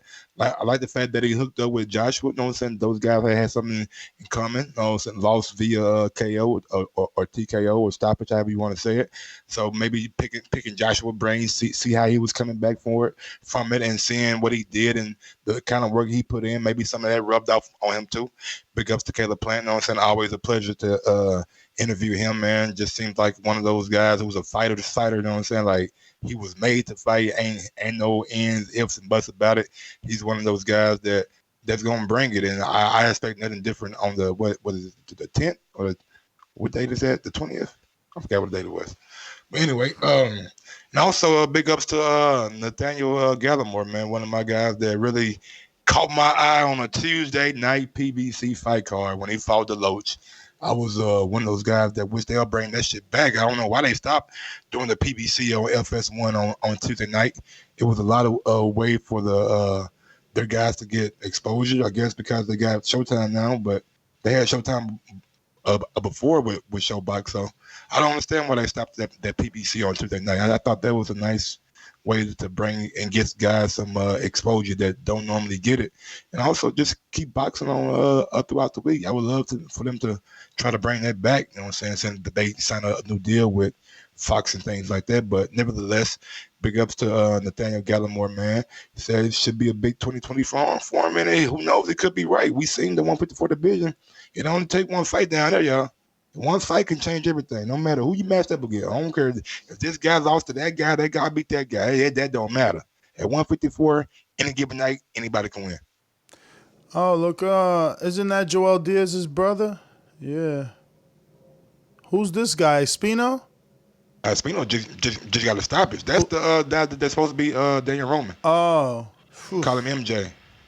Yeah. But we can go out to the callers, though. You know what I'm saying? We got all of the notes and shit like that. Yes, if you're listening on Blog Talk, you know what to do. Make sure that you press that number 1 button so that we can get you in on the program. And don't forget, you can add Nestor Gibbs on Skype to be part of the conversation. Yeah, let me go on out to the sponsors to get this thing started. Once again, thank you to all the patrons that dropped the question for our guests. Shout out to Andrew the Beast Tabiti, Nate the Great Gallimore, and Caleb. Does Caleb have a nickname? Plant. Sweet Hands. Oh, Sweet Hands. Sweet Hands. Yeah. Duh. You missed that, Ness. Duh. All right. Sponsors. Let's go. Subscribe to youtube.com/theboxingvoice for the latest and greatest interviews with your favorite fighters. These calls are brought to you by El Camino Electrical Services, experts in electric vehicle charging stations. For consultations and turnkey installation, visit us at elcaminoelectricalservices.com. Remember to rate us 5 stars on iTunes. All right. So looks like we got Ringer in Detroit or from Detroit. Rel, what up, champ? Yo, TBV, thanks for having me. Great interviews. Every time I listen to the podcast, I gain more knowledge on the sport. Thanks for having the fighters on so we can interact with them.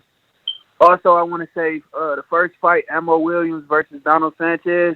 Donald Sanchez was a mentor of mine back in 2015. It was a tough loss. Keep your head up, man. Good fight. Good fight for Mo Williams. And yeah, man, it's just I'm looking at the card tonight. Thanks for having me. That's it. All right. Rel, yeah, thanks man, I don't like that shit right there, man. What? My guy, Ivan get out of the damn check taken because he slipped up and his teeth brushed Danny's shoulder and shit, man. I mean, no, that man got some big ass teeth. I've been saying that shit from jump. How y'all gonna hold that against that man? We got a super chat coming in from the neutral corner. Hardcore Bud fan. Ness, thank you for taking the wheel. Oh my God, bro. This guy. Tired of underwhelming opponents. We want legacy fights. Hashtag facts don't care about your feelings. Mike, oh my God. He had me well, hold on. I gotta go back to the Killer tweet real quick. So this shit had me dying laughing. Will Andre retire a nobody? Will Andre ever be in an exciting fight? Who is Andre getting dropped by next? Find out on the next episode of Dragon Ball Z. I mean, that shit right there had me dying. Who wrote that? The Killer in Sweden, man. Big up the Killer, because, bro, I watch Dragon Ball Z, and that's how they be at the end of every episode. Well, Goku come back with the Zenzu bean? Find out on the next Dragon Ball. Big up the Killer, man. I respect it, bro. That shit right there had me dying. Yo, man.